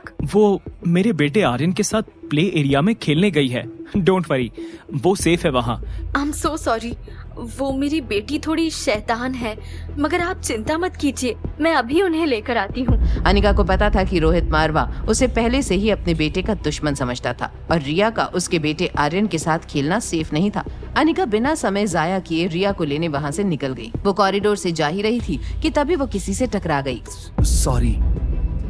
अनिका जिस आदमी से टकराई वो कोई और नहीं, उसका एक्स पति कुणाल डोगरा ही था। उसको अचानक देखकर अनिका थोड़ी घबरा गई थी। तभी कुणाल डोगरा, जो कि इतने दिनों से सिर्फ और सिर्फ अनिका के ख्यालों में खोया हुआ था, फौरन घुटनों के बल बैठकर बाहें फैलाता हुआ अनिका से बोला, अनिका, मैंने जब से तुम्हें वापस मनाली में देखा है, सिर्फ और सिर्फ तुम्हारे बारे में सोचता हूँ, तुम्हें याद करता हूँ, तुमसे प्यार करता हूँ। आई लव यू। कुणाल ने अपने दिल की बात अनिका से कह दी थी। जितनी खुशी और उम्मीद कुणाल के चेहरे पर झलक रही थी, उतनी ही नफरत अनिका की आंखों में उतर आई थी। अनिका के कानों में कुणाल का आई लव यू बार बार गूंज रहा था। उसका मन तो कर रहा था कि वो कुणाल के चेहरे पर एक थप्पड़ जड़ दे, लेकिन उसके उसूलों ने उसे ये करने से रोक दिया। अपने गुस्से पर काबू पाते हुए अनिका वहाँ से बिना कुछ बोले जाने लगी। अनिका प्लीज मेरी बात तो सुनो। उस दिन जो कुछ भी हुआ उसके बाद से मेरा किसी काम में मन ही नहीं लग रहा। मैं दिन रात सिर्फ तुम्हारे बारे में ही सोचता रहता हूँ।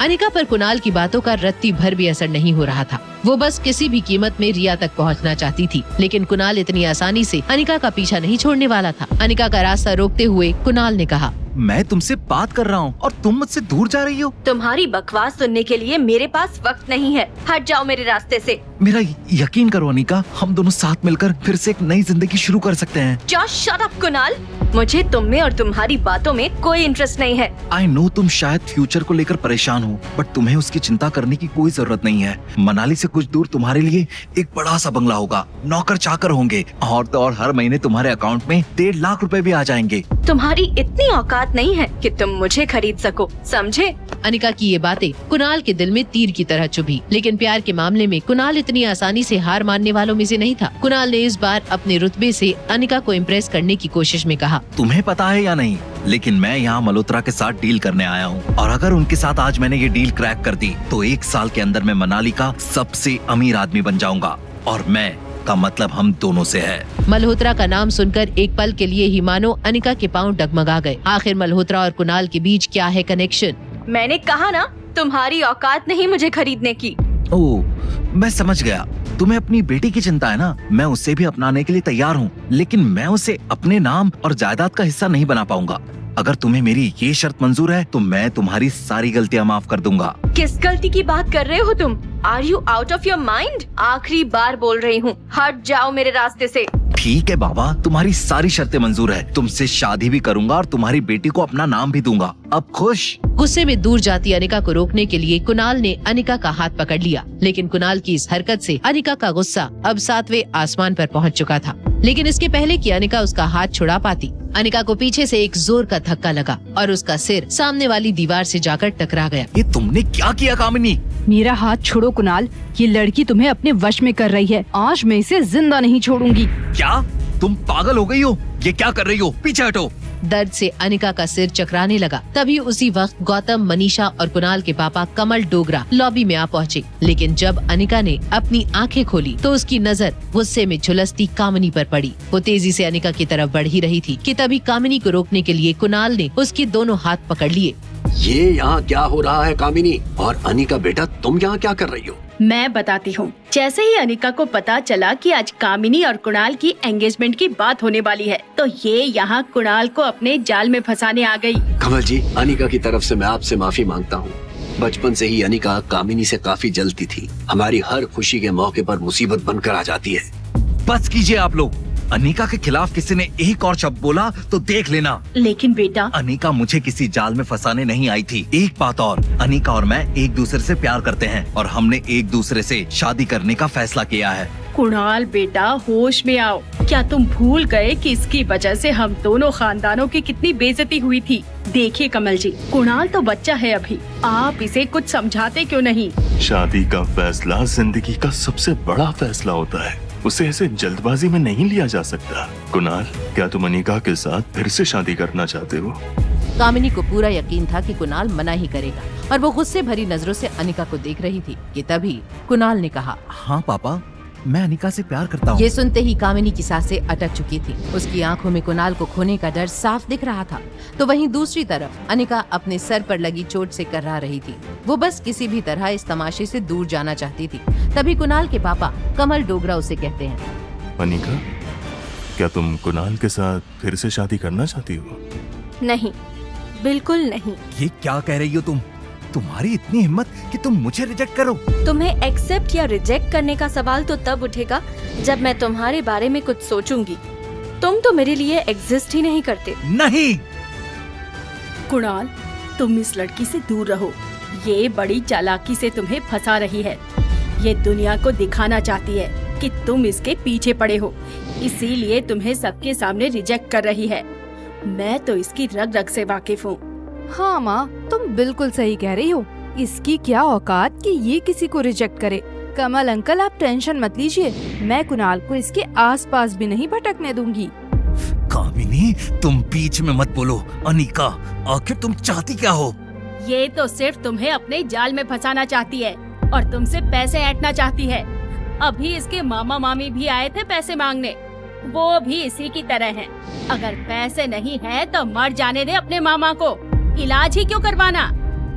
किसने कहा कि पैसे नहीं है हमारे पास? भीड़ के बीच से आ रही इस आवाज को सुनकर सभी चौंक गए और पीछे की ओर देखने लगे। अंजलि मल्होत्रा रौबदार कदमों के साथ आगे बढ़ रही थी। ऐसा लग रहा था मानो वहाँ जितने भी लोग खड़े थे उन सब को सांप सूंघ गया था। दूसरी ओर रिया और आर्यन एक दूसरे से मिलकर खुश थे और आपस में बातें कर रहे थे। तभी रिया को लगा कि कोई चुपचाप उनकी बातें सुन रहा है। दोनों एक साथ पीछे मुड़े। सनी चाचू, आप? दो आर्यन? मैंने कहा था कि दो आर्यन है, लेकिन किसी ने मेरी बातों पर बिलीव नहीं किया। मेरा शक सही निकला। सनी चाचू, हम दो नहीं एक ही हैं। मैं आर्यन हूँ और मैं जब चाचू अपना क्लोन बना सकता हूँ, ये मेरी सुपर पावर्स है। मुझे बेवकूफ बनाने की कोशिश मत करो, मुझे सब कुछ पता है। ये सुपर पावर जैसी कोई चीज नहीं होती। तुम आर्यन हो और तुम कोई लड़की जो बिल्कुल आर्यन जैसी दिखती हो। चाचू, मेरी बात तो सुनो। मुझे तुम्हारी कोई भी बात नहीं सुननी। मैं अभी जाकर रोहित भैया को सब कुछ बता देता हूँ। सनी चाचू, प्लीज ऐसा मत करो, बस एक बार मेरी बात तो सुन लो। आर्यन की हर एक बात नकारते हुए सनी दूसरे फ्लोर पर जाने लगा। आर्यन ने उसे रोकने की बहुत कोशिश की, मगर वो नहीं माना। वहीं होटल की दूसरी तरफ जैसे जैसे अंजलि मल्होत्रा आगे बढ़ती, वैसे वैसे भीड़ पीछे हटती जाती। किसने कहा कि पैसे नहीं है हमारे पास? आप में से किसी को भी अनिका के मामा की चिंता करने की जरूरत नहीं है, और ना ही अनिका के फ्यूचर की। मिसेस मल्होत्रा, आप यहाँ? क्या मैं थोड़ी देर बात कर सकता हूँ? मेरे पास एक बहुत ही बढ़िया बिजनेस प्रपोजल है आपकी कंपनी के लिए। मैं यहाँ अपने बिजनेस के लिए नहीं, फैमिली के लिए आई हूँ, और अनिका मेरी फैमिली है। चलो बेटा, इन लालची लोगों के बीच में रुकने की कोई जरूरत नहीं है। लोगों की भीड़ को चीरती हुई अंजलि अनिका को लेकर वहाँ से जाने लगी। अनिका को तो कुछ समझ ही नहीं आ रहा था कि आज उसके साथ क्या हो रहा था। वो बस अंजलि मामी के साथ चल रही थी। तभी उसने पूछा, लेकिन आप यहाँ अचानक, और हम जा कहाँ रहे हैं? मैंने कहा था ना, मुझे तुम्हें किसी खास गेस्ट से मिलवाना है, वो वेट कर रहे हैं। अनिका, तुम कहाँ जा रही हो? प्लीज मुझसे बात करके जाओ। मारवा इंडस्ट्रीज के मालिक रोहित मारवा अनिका का वेट कर रहे हैं। अनिका, चलो जल्दी। ये सुनकर कुणाल और उसके परिवार को एक और झटका लगा। कुणाल की आंखों में अनिका को खोने का डर साफ नजर आ रहा था। वहीं कामिनी और मनीषा की जलन साफ उनके चेहरे पर नजर आ रही थी। माफ करना रोहित, मैंने बाहर उन लोगों के सामने जो कुछ भी कहा, बस उन्हें जलाने के लिए कहा था। Please don't mind. No problem aunty. Anjali की ये बात सुनकर रोहित काफी हद तक राहत महसूस कर रहा था। तभी बातों ही बातों में अंजलि को अनिका के चंडीगढ़ जाने के बारे में पता चला। अनिका बेटा, तुम रोहित की दादी का इलाज करने चंडीगढ़ जा रही हो ना? तो फ्री होते ही चंडीगढ़ से सीधा दिल्ली चली आना।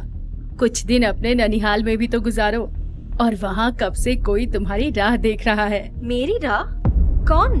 तुम्हारी नानी। जब से तुम्हारी माँ घर छोड़कर गई थी, तब से आज तक तुम्हारी नानी को अपनी बेटी का इंतजार है। अगर वो एक बार तुम्हें देख लेगी तो उनकी बूढ़ी आंखों को सुकून मिल जाएगा। तुम आओगी ना? अंजलि के इतने प्यार से पूछने पर वो उसे ना नहीं कर सकी, और तभी अनिका को याद आया कि रिया अब तक यहाँ नहीं पहुँची थी। रिया, कहाँ हो तुम? रूम में मॉम, मैं बहुत थक गई थी तो सीधा यहीं आ गई। मैंने तुमसे कहा था ना, मुझे तुम्हें किसी से मिलवाना है। गुस्सा क्यों कर रही हो? बच्ची है वो, खेल कर थक गई तो चली गई रूम में।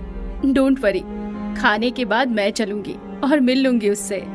अंजलि का प्यार से बोलना समझना अनिका को बहुत अच्छा लग रहा था। वहीं अनिका को ऐसे खुश देखकर रोहित की नजरें भी बार बार उस पर ठहर रही थी कि तभी हाँ, मैं आती हूँ। क्या हुआ बेटा? All good? I am sorry, मुझे तुरंत निकलना होगा। अनिका का इस तरह बिना कुछ बताए चले जाना अंजलि को बहुत अजीब लग रहा था। वहीं रोहित के लिए भी अनिका एक पहेली जैसी बनती जा रही थी। अनिका के बारे में सोचते सोचते रोहित अपने स्वीट में पहुंचा, जहां उसका इंतजार कर रहा था एक बिन बुलाया मेहमान। तुम यहाँ क्या कर रहे हो? सुना है तुम दादी माँ के इलाज के लिए चंडीगढ़ जा रहे हो, इसीलिए दादाजी ने मुझे कहा है कि मैं भी तुम्हारे साथ जाऊँ। तुम्हारा वहाँ कोई काम नहीं है। क्यों? आखिर मेरे आने से क्या प्रॉब्लम है? और विटनेस के तौर पर कम से कम परिवार के 2 लोग तो होने चाहिए ना। ठीक है, तुम चल सकते हो। अब वहाँ तक जा ही रहे हैं तो मैं सोच रहा हूँ कि क्यों ना मार्शल आर्ट्स की थोड़ी और ट्रेनिंग ले लूँ। मैंने सुना है कि तुमने जहाँ से ट्रेनिंग ली थी वो इंडिया के बेस्ट कोच हैं। क्या तुम उनसे मेरे लिए बात कर सकते हो? बलबीर सर ऐसे ही किसी को भी ट्रेनिंग नहीं देते हैं। फिर भी अगर तुम चाहते हो तो मैं तुम्हें उनके पास भेज दूंगा, मगर मेरी एक शर्त है। शर्त? कैसी शर्त? रोहित की बात सुनकर धीरज सोच में पड़ गया था। वहीं दूसरी ओर अनिका ये समझना चाहती थी कि आखिर उसकी माँ की फार्मा कंपनी में ऐसा क्या था जो हर कोई उसके पीछे पड़ा हुआ था। स्वाति मैडम, माफ करना अनिका बिटिया, तुम्हें देखकर लगा स्वाति मैडम सामने आ गई हो। मनोज अंकल, मुझे आपसे एक जरूरी बात करनी थी। हाँ, कहो ना बेटा। मैं जानता हूँ कंपनी मुनाफा नहीं कर पा रही है। अगर तुम मेरी जगह किसी नए और ज्यादा पढ़े लिखे आदमी के हाथों में कंपनी की भागदौड़ देना चाहती हो तो मुझे कोई एतराज नहीं है। ये कैसी बातें कर रहे हैं अंकल आप? मैं तो सिर्फ कागजी मालकिन हूँ। ये कंपनी मुझसे कहीं ज्यादा आपकी है। मैंने तो आपको यहाँ बस इतना पूछने के लिए बुलाया था कि क्या इस कंपनी के अलावा भी कुछ है जो मेरी माँ मुझे देना चाहती थी। हाँ बेटा, एक और चीज है तो सही। अनिका के मन में ये सवाल दौड़ रहा था कि इस कंपनी के अलावा और कौन सी चीज थी जो उसकी माँ उसके लिए छोड़कर गई थी। वहीं रोहित की शर्त ने न सिर्फ धीरज बल्कि आर्यन और सनी को भी चौंका दिया था। क्या तुम चाहते हो कि मैं इस आर्यन को मेरे साथ मार्शल आर्ट सीखने ले जाऊं? तुम श्योर हो? रोहित मारवा कभी बिना श्योर हुए कोई बात नहीं बोलता। सनी और आर्यन समझ नहीं पा रहे थे कि रोहित अचानक धीरज पर भरोसा कैसे कर सकता था। वहीं अनिका मनोज से अपनी माँ और फार्मा कंपनी के बारे में ज्यादा से ज्यादा बातें जान लेना चाहती थी। प्लीज बताइए ना अंकल, वो क्या चीज है जो मेरी माँ मेरे लिए छोड़ कर गई है? स्वाति मैडम तुम्हारे लिए ढेर सारी काबिलियत छोड़ गई हैं और वो तुम्हें देखकर साफ पता चलता है। अनिका को मनोज से मिलकर अच्छा तो लगा, लेकिन वो जिन सवालों के जवाब तलाश रही थी वो उसे नहीं मिले थे। वापस आकर भी अनिका इन्हीं सवालों में उलझी थी। तभी कब तक प्रैक्टिस से भागती फिरोगी? मेरे कैंप का नाम खराब करके रख दिया है तुमने। बलबीर सर, प्लीज चिल्लाइए मत। मैं बहुत थक गई हूँ और आपको तो पता है मैं सारा दिन कितनी बिजी रहती हूँ। तुमसे उम्मीद रखना ही बेकार है। एक काम करो, अपनी बेटी रिया को ही मेरे कैंप में भेज दो। लगता है वही मेरे कैंप का नाम रोशन करेगी। दिन भर की थकी अनिका घर आकर गर्म पानी का शावर लेने लगी कि तभी कमरे में कुछ गिरने की आवाज आई और वो बाथरूम में ही बाथरूम से बाहर आ गई। बाहर आते ही अनिका ने देखा कुछ ऐसा जिसे देखते ही उसकी चीख निकल गई। अनिका जब बाथरूम पहनकर बाथरूम से बाहर आई तो सोफे पर बैठे रोहित को देखकर उसकी चीख निकल गई और रोहित की नजर भी बाथरूम में खड़ी अनिका पर मानो जम सी गई। रोहित ड्रग्स की वजह से मदहोश था। हाउ डेयर यू मिस्टर मारवा, इतनी रात में मेरे रूम में बिना परमिशन के कैसे आ सकते हैं आप? रोहित नशे की वजह से अनिका की बातें ऐसे सुन रहा था जैसे वो गाना सुन रहा हो। तभी वो अनिका के करीब आया और अपनी उंगली अनिका के होठों पर रखी। अनिका फिर भी शांत नहीं हो रही थी कि तभी रोहित ने अनिका को किस कर लिया। अनिका ने बहुत कोशिश की पर रोहित नहीं हट रहा था तो उसने रोहित के पैरों के बीच में मारा। तुमने इतनी रात में अपने कमरे में बुलाया और अब खुद ही लात मार रही हो। What is wrong with you? Mister Marwah, क्या बकवास कर रहे हैं आप? बकवास? आपने ही नोट भेजा था जिसमें लिखा था meet me in my room. Mister Marwah, आप पागल हो चुके हैं। मैं अभी पुलिस को कॉल करती हूँ। अनिका अपना फोन लेने के लिए आगे बढ़ी ही थी कि तभी रोहित ने उसका हाथ पकड़ा। अनिका ने तुरंत रोहित का हाथ उल्टा करके उसे गिरा दिया। अनिका फिर फोन लेने के लिए आगे बढ़ रही थी। तभी रोहित ने उसका बाथरोब पकड़कर उसे रोकने की कोशिश की और बाथरोब उसके हाथ में रह गया। अनिका जल्दी से रूम में लगे पर्दे के पीछे छिप गई। बदतमीज, मुझे मेरे कपड़े लेने हैं। तुम वॉल के साइड मुंह करके खड़े हो जाओ। और मैं आपकी बात क्यों मानूं? तो इतना समझ लेना, तुम इस रूम के बाहर जिंदा नहीं जा पाओगे। अनिका को भी नशे का असर होने लगा था। उसे समझ नहीं आ रहा था कि वो कैसे रोहित से अपनी बात मन पाए। अनिका रोहित के लड़खड़ाते हुए कदम देखकर समझ गई थी कि उसे भी किसी ने ड्रग्स दिए थे। तभी अनिका ने कहा, आपको भी किसी ने ड्रग दिया क्या? क्या मतलब किसी ने? आपने ही दिया होगा। होश में है आप? मैं भला क्यों ड्रग दूंगी? मैं तो जहर भी ना दूं आपको। रोहित अनिका की ये बात सुनकर वॉल की तरफ मुड़ गया। कुछ टाइम बाद अनिका रूम से कपड़े पहनकर वापस आई तो समझ चुकी थी कि उन दोनों को किसी ने ड्रग दिया था जिसका असर रोहित पर काफी ज्यादा हो रहा था। देखिए मिस्टर मारवा, जो ड्रग आपको और मुझे दिया गया है वो अपना काम शुरू कर चुका है। आपको कंट्रोल रखना होगा, मुझे आप में पहले भी कोई इंटरेस्ट नहीं था और ना अब है। तब तो आपको मेरे इंटरेस्ट के बारे में समझ आ गया होगा। रोहित की ये बात सुनकर अनिका ब्लश करने लगी, लेकिन इसके पहले की सिचुएशन आउट ऑफ कंट्रोल हो जाती, अनिका ने रोहित को स्वीट से बाहर भेजना जरूरी समझा। लेकिन अनिका के बार बार कोशिश करने के बावजूद गेट नहीं खुला। शायद गेट बाहर से लॉक है और ये शख्स वही होगा जो चाहता है हम दोनों। Shut up! आप सीसीटीवी का अकाउंट और पासवर्ड बताइए। इस ऐप के जरिए हम सीसीटीवी कैमरा फुटेज चेक कर सकते हैं कि हमें ड्रग देने वाला शख्स कौन है। रोहित अनिका की इस बात से बहुत इम्प्रेस हो गया। जैसे ही अनिका ने लैपटॉप में सीसीटीवी फुटेज खोली, उन्हें गेट के बाहर 3 लोग नजर आए। थोड़ा ध्यान से देखने के बाद रोहित को रियलाइज हुआ कि ये तो सनी और आर्यन जैसे लग रहे हैं। तभी अनिका की नजर रिया पर गई। ये तो मेरी बेटी रिया है। आर्यन? ये मेरा बेटा आर्यन लग रहा है। अब समझ में आया इतनी गिरी हुई हरकत कौन कर सकता है। ये बीच में खड़ा आदमी आपका छोटा भाई है ना? आपके छोटे भाई से उम्मीद भी क्या हो सकती है मिस्टर मारवा? गेट के बाहर खड़े रिया, आर्यन और सनी अंदर की आवाजें सुनने की कोशिश कर रहे थे। अनिका और रोहित की लड़ाई से बाहर बहुत शोर हो रहा था कि तभी रिया ने पूछा, सनी चाचू, मॉम एंड डैड इतना झगड़ क्यों रहे हैं? मेडिसिन सही से काम नहीं किया क्या? देखो, मेरी दी गई दवा का असर सिर्फ बड़ों पर होता है। तुम लोग टेंशन मत लो, दवा सही काम कर रही है। कहीं ये दोनों झगड़कर एक दूसरे को चोट ना पहुंचा दे। प्यार तो बहुत दूर की बात है चाचू, दोनों बात भी नहीं करेंगे फिर। बेटा, अंदर जो होने वाला है वही प्यार बढ़ाएगा उन दोनों के बीच। लास्ट टाइम जब ऐसा झगड़ा हुआ था तब तुम दोनों पैदा हुए थे। बस एक बार मम्मा दादी का इलाज कर दे, उसके बाद उन्हें सब सच बता देंगे। अगर मॉम एंड डैड तब तक एक दूसरे के प्यार में नहीं पड़े तब हम क्या करेंगे? तब हम उन्हें ज्यादा फोर्स नहीं करेंगे। सनी, गेट खोलो अभी के अभी। अगर मेरे 10 गिनने तक तुमने गेट नहीं खोला तो तुम सोच नहीं सकते मैं तुम्हारा क्या हश्र करूंगा। 1, 2, 3, 4, 5, 6, 7, 8। आर्यन कहाँ है? रूम में भाई, उसे अंदर भेज दिया हूँ। रोहित गुस्से में सनी का हाथ पकड़कर अपने स्वीट में ले गया। तभी अनिका बाहर आकर रिया को खोजने लगी। रिया सनी के गेट खोलने से पहले ही स्टेयर्स पर छिप गई थी। अनिका ने रिया को देखा और स्वीट में लेकर चली गई। अनिका और डरी हुई रिया डाइनिंग टेबल पर बैठकर एक दूसरे को काफी देर से देखे जा रहे थे कि तभी, तुम चाहती हो मैं रोहित मारवा से शादी कर लूं? यस मम्मा, जरा सोचो आप दोनों साथ में कितने अच्छे लगोगे। वो इतने हैंडसम है, इतने पैसे वाले और इतने इंटेलिजेंट भी।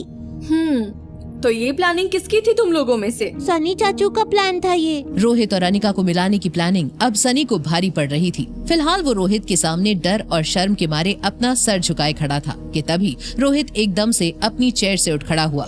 सॉरी भैया, प्लीज थप्पड़ मत मारिए। आप इतने यंग हैंडसम हो फिर भी सिंगल हो और आर्यन को भी एक माँ की जरूरत है, तो मैंने सोचा कि भैया को नशे की दवाई देके किसी लड़की के रूम में बंद कर दूं ताकि उनकी सेटिंग हो जाए। वो लड़की मुझ पर हैरेसमेंट का केस कर सकती थी, ब्लैकमेल कर सकती थी और सॉरी, मैंने सोचा नहीं था कि ऐसा कुछ हो जाएगा। अगले 6 महीने तक तुम्हारी पॉकेट मनी बंद, ना मुझसे ना घर वालों से पैसे मिलेंगे तुम्हें। बस I mean, बस कीजिए भैया, इतनी बड़ी सजा मत दीजिए। मैं अपने गेमिंग क्रेडिट्स रिचार्ज नहीं किए तो चैंपियनशिप से निकाल दिया जाऊंगा। सनी झूठ मूठ रोते हुए अपने कमरे में चला गया। अनिका के साथ हुए उस अजीब इंटरैक्शन से रोहित शर्मिंदा तो था, लेकिन उससे ज्यादा उसे इस बात की हैरानी थी कि वो अनिका के ख्यालों को अपने दिमाग से क्यों नहीं निकाल पा रहा था। ये अचानक क्या हो गया है मुझे? पहले कभी किसी के लिए ऐसा नहीं लगा है। लगता है ड्रग्स का असर अभी तक नहीं उतरा है। अगली सुबह अनिका को भी ड्रग्स के हैंगओवर से अपना सर भारी सा लग रहा था। आज उसे रोहित की दादी की सर्जरी के लिए चंडीगढ़ निकलना था। पैकिंग शुरू करने से पहले ही उसे रोहित का मैसेज आ गया, जिसमें लिखा था कि दादी को उसने दिल्ली के लाइफ केयर हॉस्पिटल में शिफ्ट कर दिया है और होटल के गेट पर अनिका को एयरपोर्ट ड्रॉप करने वाली कार रेडी है। लेकिन जब अनिका और रिया उस कार में एयरपोर्ट के लिए निकले तब ड्राइवर ने कुछ ऐसा किया जिसे देखकर अनिका हैरान रह गई। ड्राइवर, एयरपोर्ट गेट तो राइट में चला गया। आप ये गाड़ी किस रूट से ले जा रहे हैं? ये रास्ता डायरेक्ट रनवे पर जाता है मैडम। ये देखिए, सामने आपका प्राइवेट जेट रुका हुआ है। वाह मामा, हम तो सुपरस्टार की तरह ट्रैवल करने वाले हैं, लेकिन हमारे प्राइवेट जेट में ये कौन स्ट्रेंजर्स जा रहे हैं? अरे ये तो किशन मामा और अंजलि मामी है। तुम मिली तो हो उनसे, याद नहीं? अरे हाँ, कैसे हैं आप मेरे ग्रैंड मामा मामी? रिया ने तुरंत ही समझ लिया था कि उसकी जगह आर्यन पिंक फ्रॉक पहनकर इन्हीं रिश्तेदारों से मिलने गया था। वो किशन अंकल के साथ फ्लाइट के आगे वाली सीट पर बैठ गई। रोहित का प्राइवेट जेट बहुत ही शानदार था। उसके पीछे के साइड में तो बड़े से बेडरूम्स भी बने थे। एक सोफे पर बैठते हुए अनिका ने अंजलि से कहा, मामी आप अचानक यहाँ कैसे? ये सब रोहित की वजह से पॉसिबल हुआ है बेटा। उसे जैसे ही पता चला तुम हमारी भांजी हो, उसने हमारा ट्रेवल साथ में बुक कर दिया। जिस हॉस्पिटल में तुम रोहित की दादी का ऑपरेशन करने वाली हो, सोच रही हूँ उसी हॉस्पिटल में इन्हें ऑब्जर्वेशन के लिए ले आऊं। बहुत अच्छा आइडिया है मामी। अब मैं कुछ देर रेस्ट कर लेती हूँ ताकि ऑपरेशन के लिए फ्रेश रहूँ। आप प्लीज रिया पर नजर रखिए, वो मामा जी को ज्यादा परेशान ना करे। फिक्र मत करो बेटा, इतने सालों बाद पोती नसीब हुई है, थोड़ा परेशान करने दो इसे। कुछ ही देर में फ्लाइट दिल्ली लैंड हुई और अंजलि मामी के साथ रिया को उनके घर के लिए रवाना करके अनिका किशन मामा को लेकर लाइफ केयर हॉस्पिटल पहुंची। वीवीआईपी रूम में एडमिट होते ही किशन अंकल अनिका से टकरार करने लगे। ये नाइंसाफी है बेटा, अंजलि को रिया के साथ खेलने भेज दिया और मुझे यहाँ हॉस्पिटल में अकेला छोड़ दिया। अरे अब मैं पूरी तरह ठीक हूँ। ऑपरेटिंग रूम के बाहर रोहित का पूरा परिवार मौजूद था, लेकिन अपनी दादी की फिक्र करने के बजाय सब रोहित और आर्यन को ताने मारने में लगे हुए थे। क्या जरूरत थी दादी को ऐसी नाजुक हालत में चंडीगढ़ से दिल्ली शिफ्ट कराने की? तुम्हें उनकी फिक्र है या नहीं? रास्ते में कुछ हो जाता तो? देखिए चाची, यहाँ की फैसिलिटीज चंडीगढ़ के हॉस्पिटल से ज्यादा अच्छी हैं। मुझे दादी की फिक्र है, इसीलिए उन्हें शिफ्ट करवाया है। इतनी फिक्र है तो आर्यन को क्यों लाए यहाँ? दादी को गिराना क्या काफी नहीं था कि उनकी सर्जरी में भी बाधा डालने लाया है इस मनुष्य को? डैड, मेरी वजह से दादी ज्यादा बीमार हो गई तो मैं यहाँ नहीं रुकना चाहता। कोई भी नहीं चाहता कि मैं यहाँ पर रहूँ। आर्यन की मासूमियत देखकर रोहित को अपनी फैमिली पर और ज्यादा गुस्सा आ गया। उसने आर्यन को एक नर्स के साथ एक प्राइवेट रूम में भेज दिया। आर्यन उस स्टाफ का हाथ पकड़कर जा ही रहा था कि तभी सामने से तेजी से चलती आ रही अनिका नजर आई। आर्यन ने जल्दी से अपना चेहरा नर्स के पीछे छुपा लिया। ऑपरेशन रूम के बाहर पंकज, आयुष, लड्डू और बाकी के मारवा परिवार के लोग दादी माँ के लिए मगरमच्छ के आंसू बहा रहे थे। अनिका वहाँ खड़ी ये सब देख रही थी। वो चुपचाप ऑपरेशन थिएटर में चली गई और जैसे ही उसने दादी माँ की हालत देखी, उसने जल्द से जल्द अपना प्रोसीजर शुरू किया। अनिका दादी को चेक कर रही थी, तभी रोहित अनिका के पास जाकर बोला, दादी माँ को कैसे भी ठीक कर दीजिए। डॉक्टर तो भगवान का रूप होते हैं। आप कोई चमत्कार कर दो, मैं जिंदगी भर आपका कर्जदार रहूंगा। रोहित, खुद को संभालो। आपकी दादी माँ की कंडीशन ठीक नहीं है। उन्हें जो कार्डियक अरेस्ट आया था, उसकी वजह से उनकी बॉडी बहुत वीक हो चुकी है। आप बोलना क्या चाहती है? इनकी बॉडी में मल्टीपल ऑर्गन फेलियर के चांसेस बढ़ गए हैं। अगर इन्हें 24 घंटे में होश नहीं आया तो इनके बचने की उम्मीद बहुत कम है। आप ऐसा कैसे बोल सकती हैं? जल्दी से जल्दी आप ऑपरेशन क्यों नहीं करती? दादी माँ की उम्र 80 साल की है और उनकी बॉडी बहुत वीक है और ऑपरेशन से ब्रेन में ब्लड क्लॉटिंग हो सकती है, जिससे वो हमेशा के लिए कोमा में जा सकती है या उनकी मौत हो सकती है। रोहित को समझाते हुए अनिका की असिस्टेंट और रोहित आईसीयू वार्ड से बाहर आ ही रहे थे, तभी पंकज, आयुष और लड्डू ने उनकी बातें सुन ली और रोहित को घेर लिया। पंकज ने गुस्से में बाकी के परिवार वालों से कहा, डॉक्टर बोल रहे हैं कि माँ नहीं बच पाएगी। क्या बिगाड़ा था मेरी माँ ने उस आर्यन का? हे भगवान, मेरी जान ले ले पर मेरी माँ को बचा ले। ये सब तुम्हारी वजह से हो रहा है रोहित। चाचा, ये एक्टिंग करना बंद करिए और चिल्लाना भी। मेरी माँ मर रही है और तुम्हें लग रहा है कि मैं एक्टिंग कर रहा हूँ? एक्टिंग तो तुम कर रहे हो। आंखों पर पट्टी बांध रखी है तुमने। पापा, आर्यन दिमागी तौर से बीमार है। उसे क्या पता था कि दादी को धक्का देने से क्या होगा? उसे तो शायद मजा आया होगा। आर्यन में तुम तीनों से ज्यादा दिमाग है। हटो मेरे रास्ते से, मैं यहाँ और नहीं रुक सकता। अगर दादी माँ को कुछ भी हुआ तो मुझसे बुरा कोई नहीं होगा।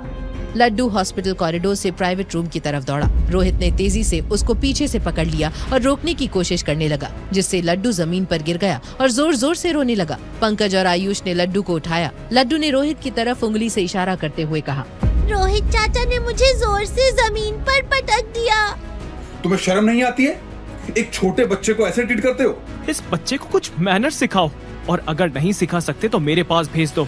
2 दिन में बड़ों के साथ कैसे पेश आते हैं सिखा दूंगा। अगर इतने ही बड़े टीचर हो तो अपने बेटे को भी जरा सा मैनर्स सिखा देते, जिसकी वजह से आज तुम्हारी दादी मौत से लड़ रही है। काश तुमने उसे मैनर्स सिखाए होते तो आज तुम्हारी दादी मौत से नहीं जूझ रही होती। वो बच्चा नहीं, एक मर्डरर है। जबान संभाल के, मेरा बेटा कोई खूनी नहीं है। रोहित, मैं तुम्हारी फीलिंग्स को समझता हूँ, पर गुस्सा करने से सच्चाई बदल नहीं जाएगी। सच ये है कि मेरे आर्यन को किसी ने फंसाने की कोशिश की है। कोई क्यों करेगा ऐसा? तुमने सीसीटीवी की फुटेज देखी है? उसमें साफ साफ दिख रहा है कि तुम्हारे बेटे आर्यन ने ही दादी को धक्का मारा था। उसमें आर्यन का चेहरा तो नहीं दिख रहा है ना? बार बार एक ही बात बोल के झूठ को सच बनाने की कोई जरूरत नहीं है। झूठ और सच का फैसला दादाजी करेंगे। उन्होंने सीसीटीवी की क्लिप देखी है और उन्होंने अपना फैसला भी तैयार कर लिया है। अगले हफ्ते फैमिली मीटिंग में वो आर्यन को मारवा खानदान से हमेशा के लिए निकाल देंगे। मैं ऐसा होने नहीं दूंगा आयुष। मास्क पहना हुआ आर्यन हॉस्पिटल कॉरिडोर में चुपके से सब कुछ सुन रहा था। उसकी आंखों से आंसू गिरे जा रहे थे और वो खुद को रोक नहीं पा रहा था। उसे पता था कि उसकी दादी माँ को जो इंसान बचा सकता था वो उसकी माँ थी। वो भागते हुए अनिका के पास गया और उसके पैर पकड़कर फूट फूट कर रोते हुए बोला, प्लीज दादी माँ को बचा लीजिए। रोना बंद करो और मेरा पैर छोड़ो। मुझे प्रॉमिस करो कि आप दादी माँ को बचा लोगे। मैं झूठे प्रॉमिस नहीं करती।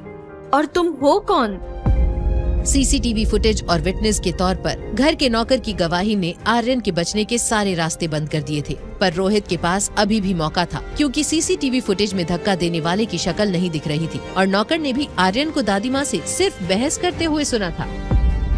पूरे अस्पताल में अफरा तफरी मची हुई थी। डॉक्टर शालिनी और उनका पूरा स्टाफ रोहित की दादी को लेकर चिंता में था। वहीं दूसरी तरफ आर्यन बार बार अनिका से दादी को बचाने की जिद कर रहा था। मास्क की वजह से आर्यन का चेहरा साफ नजर नहीं आ रहा था, लेकिन उसकी आंखें अनिका को किसी अपने की याद दिला रही थी। अनिका को थोड़ी बेचैनी हुई और उसने आर्यन से कहा, तुम्हारा नाम क्या है? आर्यन थोड़ा सहमा हुआ था। उसने अपनी आंसू भरी आंखें पोंछी और वो अपना नाम बताने ही वाला था कि तभी एक नर्स भागती हुई बाहर आई और उसने डॉक्टर शालिनी से कहा, डॉक्टर प्लीज आईसीयू में चलिए, पेशेंट की हालत बिगड़ती जा रही है। ये सुनते ही डॉक्टर शालिनी और उनका पूरा स्टाफ तुरंत आईसीयू वार्ड में गया। अनिका भी उनके पीछे पीछे वार्ड में चली गई, जहां रोहित की दादी बेहद नाजुक हालत में बेड पर लेटी हुई थी। डॉक्टर शालिनी ने तुरंत रोहित की दादी को देखा। रोहित सर प्लीज, पेशेंट की हालत बहुत खराब है, आपको ऑपरेशन थिएटर में नहीं आना चाहिए। मैम, इन्हें मैंने बुलाया है, ये अपनी दादी माँ को देखना चाहते थे। डॉक्टर अनिका प्लीज आप इन्हें जाने के लिए कहिए, ऑपरेशन थिएटर में बाहर के लोग अलाउड नहीं हैं। शालिनी जी, दादी माँ को बचाने के लिए आपको ऑपरेशन करना होगा। रोहित के ये कहते ही डॉक्टर शालिनी ने अनिका की तरफ हैरत भरी नजरों से देखा। रोहित पेशेंट का पोता तो था ही और साथ ही साथ हॉस्पिटल का ट्रस्टी भी, इसीलिए रोहित की बात का मान रखते हुए, मिस्टर मारवा, दादी माँ की कंडीशन बहुत कॉम्प्लिकेटेड है। अगर इस वक्त उनका ऑपरेशन किया तो 70% चांसेस हैं कि ये ऑपरेशन फेल हो जाए। मुझे प्रॉब्लम नहीं, सोल्यूशन बताइए। आपके पास दादी को बचाने का कोई और तरीका है?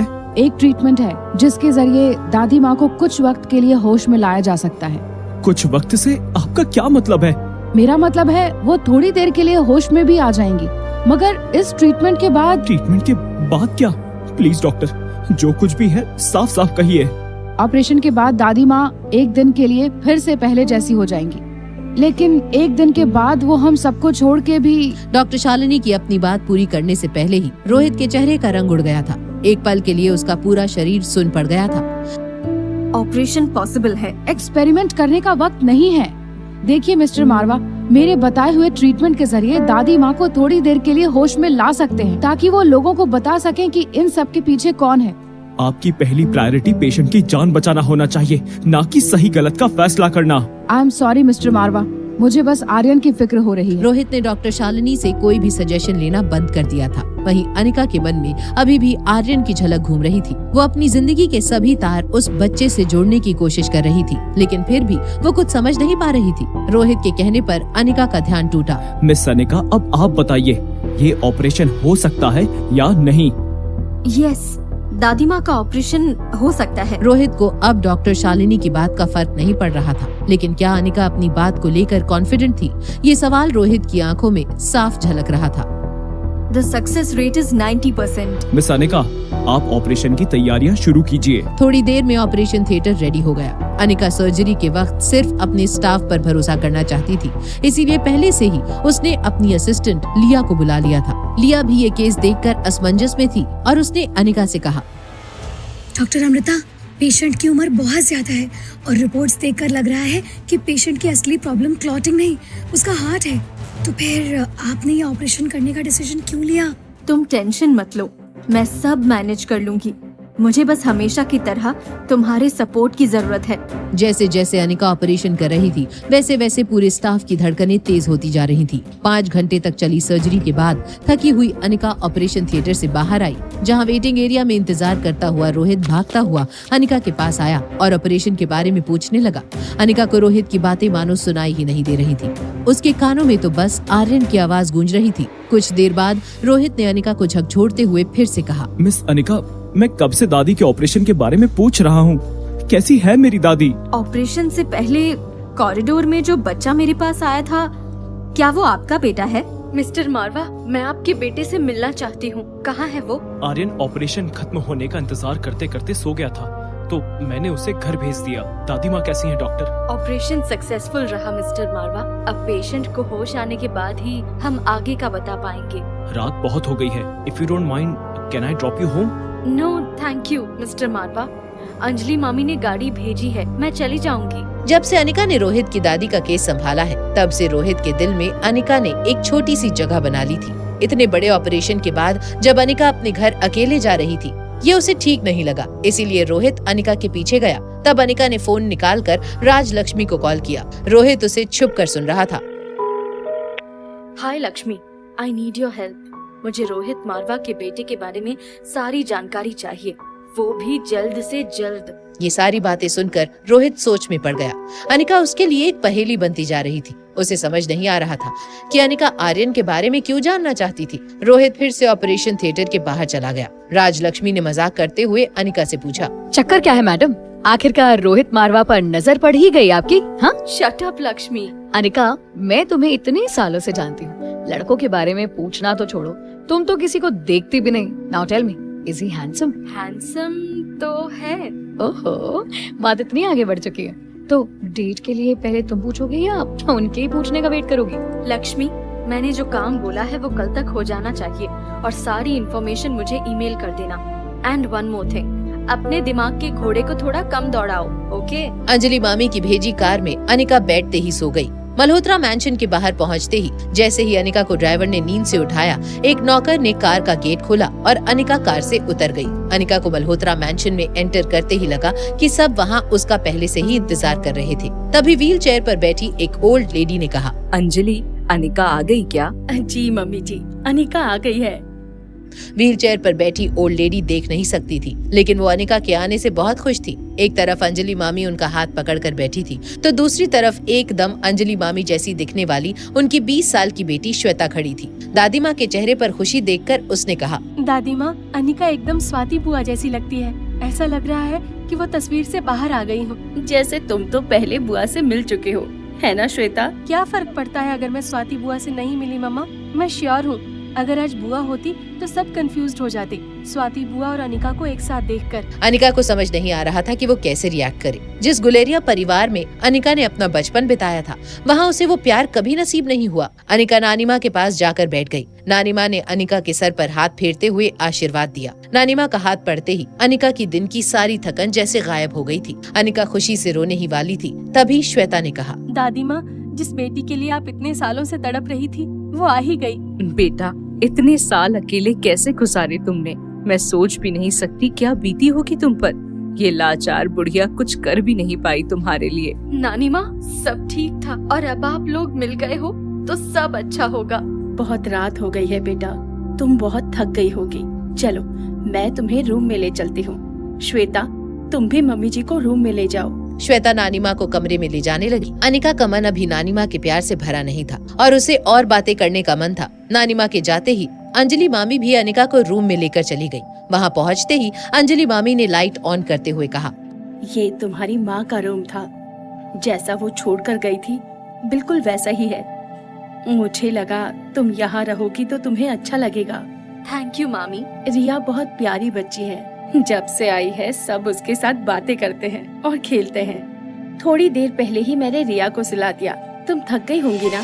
गुड नाइट बेटा। अंजलि मामी के जाते ही अनिका रिया के पास लेट गई। थोड़ी देर बाद उसको एक कॉल आया। अनिका को लगा इतनी रात में कौन हो सकता है। उसने धुंधली आंखों से फोन में देखने की कोशिश की, लेकिन जब उसने टाइम देखा उसके होश उड़ गए। सुबह के 9 बज चुके थे कि तभी बाहर से गेट पर अंजलि मामी के नॉक करने की आवाज आई। अनिका गेट खोलो बेटा, हॉस्पिटल से कॉल आया है। रोहित की दादी को लेकर इमरजेंसी है, तुम्हें तुरंत बुलाया गया है। लेकिन अचानक कैसे हुआ क्या मामी? बेटा रोहित का फोन आया था, वो दादी माँ की तबीयत को लेकर टेंशन में लग रहा था और तुमसे बात करना चाहता है। अनिका को भी टेंशन हो गई कि कहीं हॉस्पिटल में किसी ने दादी माँ को कोई गलत मेडिकेशन या ट्रीटमेंट तो नहीं दे दिया। तभी उसके फोन की घंटी बजी।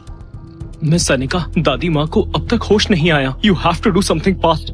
कहीं दादी माँ को। Please calm down mister Rohit, I am sorry, लेकिन मुझे ये बात आपको कल ही बता देनी चाहिए थी। ऑपरेशन के टाइम दादी माँ का शरीर बहुत कमजोर था, इसलिए उनको होश आने में कम से कम 3 से 4 दिन लग जाएंगे। क्या इस बात की वजह से आपकी फैमिली वालों ने आपसे कुछ कहा? I mean... आप टेंशन मत लीजिए, बड़ी फैमिलीज में ऐसा हो जाता है। क्या आप दादी माँ को देखने कल आ सकते हैं? क्या आपका बेटा भी हॉस्पिटल में है? नहीं, मगर आप ये क्यों पूछ रही हैं? कुछ नहीं, बस ऐसे ही। एंड यू नो मिस्टर मारवा, आज मेरी अपॉइंटमेंट्स पहले से ही फिक्स्ड है। एंड डोंट वरी, आपकी दादी माँ एक सेफ एनवायरनमेंट में है। फोन रख कर रोहित आईसीयू की विंडो से अपनी दादी को देखने लगा। अचानक रोहित के मन में ख्याल आया कि आखिर अनिका ने उसके बेटे के बारे में क्यों पूछा। अनिका के इंटेंशंस को लेकर रोहित के मन में शक बढ़ता ही जा रहा था। रोहित को परेशान देखकर धीरज रोहित के पास आया। क्या हुआ, तबीयत कैसी है? कुछ दिनों में उन्हें होश आ जाएगा। Oh thank God, that's a good news. पर तुम्हें क्या हुआ रोहित, तुम टेंशन में नजर आ रहे थे। रोहित की उलझनों में इजाफा लगातार जारी था। पहले दादी और अब अनिका का यूं बार बार आर्यन के बारे में पूछना। धीरज, कोई 20 से 25 साल की लड़की अगर आर्यन के नजदीक आना चाहती है तो उसका क्या मतलब हो सकता है? मतलब साफ है, वो लड़की तुमसे शादी करके आर्यन की सौतेली माँ बनना चाहती है। अब इम्पोर्टेंट ये है, क्या तुम्हें वो पसंद है या नहीं? अगर मैं कहूँ कि उस लड़की को मुझ में इंटरेस्ट नहीं है तो? 25-26 साल की लड़की तुम्हारी बहू बनने के सपने देख रही होगी। आर्यन तो अभी बहुत छोटा है। अच्छा, अगर आप फ्री हो तो क्या मुझे बलवीर सर की एकेडमी ले जा सकते हो? रोहित ने धीरज की इस बात का कोई जवाब नहीं दिया और आईसीयू वार्ड से बाहर की तरफ चलने लगा। धीरज उसके पीछे गया। कहाँ जा रहे हो आप? आर्यन को पिकअप करके मैं सर से मिलने जा रहा हूँ। तुम आना चाहते हो तो चलो। रोहित जैसे ही बलबीर सर से मिलने के लिए निकला, वहीं मल्होत्रा हाउस में अनिका ने जब अपने लैपटॉप को खोला तो सबसे पहले उसकी नजर राजलक्ष्मी के ईमेल पर गई। मैंने अपने बॉयफ्रेंड से कहकर मिस्टर मारवा का कंप्यूटर हैक करवा लिया है। इस मेल में एक डॉक्यूमेंट है जिसमें मिस्टर रोहित मारवा की बचपन से लेकर आज तक की लाइफ की सारी इन्फॉर्मेशन है। मगर एक बात बहुत सरप्राइजिंग है कि उनके बेटे के बारे में कोई इन्फॉर्मेशन मौजूद नहीं थी। राजलक्ष्मी का मैसेज पढ़कर अनिका निराश हो गई थी। अनिका ये जानना चाहती थी कि जब मिस्टर रोहित मारवा की शादी ही नहीं हुई थी तो फिर आर्यन उनका बेटा कैसे हो सकता था। तभी रिया हाथ में एक बॉल लेकर बेडरूम में आई। मम्मा, नीचे क्यों नहीं आती? और तुमने मुझे कहा था ना कि आज मुझे बलवीर अंकल से मिलाने ले जाने वाली हो। बहुत मजा आएगा, मैं भी मार्शल आर्ट सीखूंगी। ये रिया के इस एक्साइटमेंट को देखकर अनिका ने फौरन अपना फोन चेक किया तो देखा कि बलवीर सर के 10 मैसेजेस आए हुए थे। अनिका ने उसी वक्त बलवीर सर को वीडियो कॉल किया। भरी जवानी में बुढ़ी हो गई हो, सूरज माथे पे चढ़ गया है और तुम हो जिसकी नींद ही नहीं खुली। अगर मुझे पहले पता होता तो मैं रिया को लेने के लिए किसी ड्राइवर को भेज देता। अनिका ने इशारे से बलवीर सर को चुप रहने के लिए कहा और फिर फोन का कैमरा रिया की तरफ किया तो रिया को देखते ही बलवीर सर का सारा गुस्सा गायब हो गया और वो रिया को देखकर इमोशनल हो गए। मैं और मम्मा अभी आपसे मिलने आ रहे हैं। तो बादशाह, फिर देर किस बात की, जल्दी आ जाओ। आप बस आंखें बंद करके खोलिए, हम वहाँ पहुँच जाएंगे। वहाँ ब्रह्मपुत्र मार्शल आर्ट्स एकेडमी में रोहित, धीरज और आर्यन रिसेप्शन पर बलवीर सर का वेट कर रहे थे। सामने दीवार पर बलवीर सर की सारी ट्रॉफीज, देश विदेश के बड़े पहलवानों के साथ उनकी फोटोज लगी हुई थी। थोड़ी देर बाद बलवीर सर ट्रेनिंग सेंटर से रिसेप्शन हॉल में आए। उनका चेहरा देखकर लग रहा था कि वो रोहित मारवा को यहाँ देखकर खुश नहीं थे। आज यहाँ क्यों आए हो? क्या तुम्हारा गुरु सुखबीर भगवान को प्यारा हो गया? मैं यहाँ सुखबीर सर के कहने पर नहीं आया। मैं चाहता हूँ आप मेरे बेटे को अपना स्टूडेंट बना लें। बलवीर सर के चेहरे के हाव भाव ये साफ बता रहे थे कि उन्हें इसमें कोई इंटरेस्ट नहीं था। तभी उनकी नजर आर्यन पर पड़ी। रिया बेटा, तुम? मैं रिया नहीं, आर्यन हूँ। सर, लगता है आपको कोई गलतफहमी हो गई। अच्छा, तुम रिया नहीं आर्यन हो? क्या मैं आपको लड़की लगता हूँ? सर, ये मेरा बेटा आर्यन है। मैं चाहता हूँ कि आप इसे मार्शल आर्ट सिखाएं। क्या सच में ये तुम्हारा बेटा है? हाँ, आर्यन मारवा मेरा बेटा है, लेकिन आप ऐसे क्यों पूछ रहे हो? बलबीर सर के हाव भाव से ये साफ नजर आ रहा था कि उन्हें आर्यन को ट्रेन करने में कोई दिलचस्पी नहीं थी। इससे पहले कि बलबीर सर किसी न किसी तरीके से आर्यन का एडमिशन रिजेक्ट करते, रोहित ने ललकारते हुए कुछ ऐसा कहा जिससे सुनते ही रिसेप्शन एरिया में खड़े सभी लोग चौंक गए। ठीक है, फिर मैं आपकी अकेडमी को चैलेंज करता हूँ। अगर आपके किसी काबिल रेसलर को मैंने हरा दिया तो आपको आर्यन को एडमिशन देना पड़ेगा। भाई, ये क्या बोल रहे हो तुम? एक बार आसपास खड़े मुस्टंडे को तो देख लो, ये लोग तुम्हारा कीमा बना देंगे। रोहित ने धीरज की बातों को ऐसे अनसुना किया जैसे वो बातें उसके कानों तक पहुंची ही ना हो। रोहित बस किसी भी कीमत पर आर्यन का एडमिशन इस अकेडमी में करवाना चाहता था। तो वहीं दूसरी तरफ बलबीर सर को ये समझ आ गया था कि हो न हो यही अनिका का खोया हुआ बेटा हो सकता है। मिल गया, आखिरकार ये मिल ही गया। कौन मिल गया? आप किसकी बात कर रहे हो? अरे मेरा मतलब था कि मुझे मेरा शिष्य मिल गया। रोज शाम को ट्रेनिंग खत्म होने के बाद आर्यन को ले जाना। अब तुम लोग जाओ यहाँ से। सर, काफी सालों से मुझे भी आपसे मार्शल आर्ट सीखना था। मुझे भी आप अपना स्टूडेंट बना दीजिए। बिल्कुल नहीं।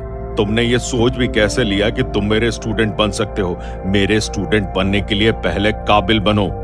बिना किसी हिचकिचाहट के बलबीर सर ने सरे आम धीरज को जलील कर दिया था। इसके पहले कि धीरज हिम्मत जुटाकर बलबीर सर को कुछ बोल पाता, वो आर्यन का हाथ पकड़कर ट्रेनिंग सेंटर की ओर चले गए।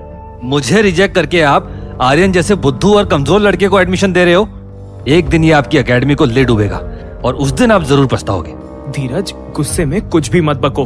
अगर सर ने मना किया है तो कुछ ना कुछ कमी देखी होगी तुम्हारे अंदर।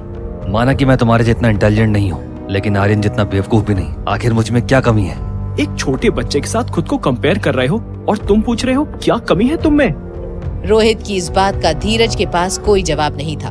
वो गाड़ी में बैठकर वहाँ से निकल गया। वहीं दूसरी ओर बलबीर सर आर्यन को ऑफिस में ले जा रहे थे। अकेडमी की खराब हालत देखकर बलबीर सर ने कहा, अकेडमी को मरम्मत की काफी जरूरत है। मैं भी अब बूढ़ा हो रहा हूँ, इसलिए मैं चाहता हूँ कि कुछ सालों बाद मेरे होनहार स्टूडेंट इस अकेडमी को आगे बढ़ाएं। आज से तुम मेरे शिष्य हो और मैं इस बात से बहुत खुश हूँ। मेरे एडमिशन की वजह से? हाँ बेटा, क्योंकि इस वजह से ही अनिका को उसका खोया हुआ बेटा मिलने वाला है। तुम जानते नहीं, लेकिन पिछले 6 सालों से वो तुम्हारी तलाश में थी। कुछ देर में तुम्हारी जुड़वा बहन और अनिका यहाँ पहुँचते ही होंगे। अनिका के आने की खबर सुनते ही एक पल में ही मानो आर्यन की दुनिया पलट गई। वो सच जो आर्यन और रिया बड़े ही शातिर तरीके से छिपाते आ रहे थे, वो सच अब सबके सामने आने वाला था। बलबीर सर ने आर्यन के चेहरे पर झलकता डर 1 सेकंड में पकड़ लिया। क्या हुआ? तुम्हें तुम्हारी माँ से नहीं मिलना? नहीं। क्या तुम पहले से अनिका को जानते हो? क्या तुम्हें वो अच्छी नहीं लगती? ऐसी बात नहीं है, मॉम तो बहुत अच्छी है, लेकिन अभी मॉम और डैड को सच बताना ठीक नहीं होगा। इसलिए मैंने और रिया ने डिसाइड किया है कि जब तक मॉम दादी माँ का ऑपरेशन ना पूरा कर दे, तब तक इस बात को राज रखेंगे। आर्यन और रिया की सूझबूझ से बलबीर सर हैरान हो गए थे। इतने छोटे बच्चों में इतनी समझ देखकर बलबीर सर को यकीन हो गया था कि ये दोनों बच्चे इस अकेडमी का नाम रोशन करेंगे। तो आज से मार्शल आर्ट सीखने के लिए तैयार?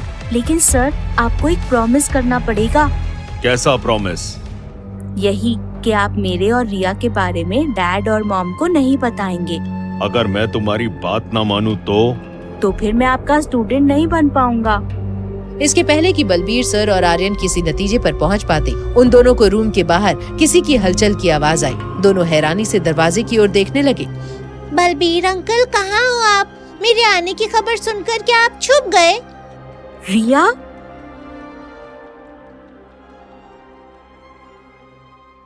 क्या बलबीर सर बनेंगे आर्यन और अनिका के मिलने की वजह? ये चौंका देने वाले सच का सामना आखिर कैसे करेंगे रोहित और अनिका?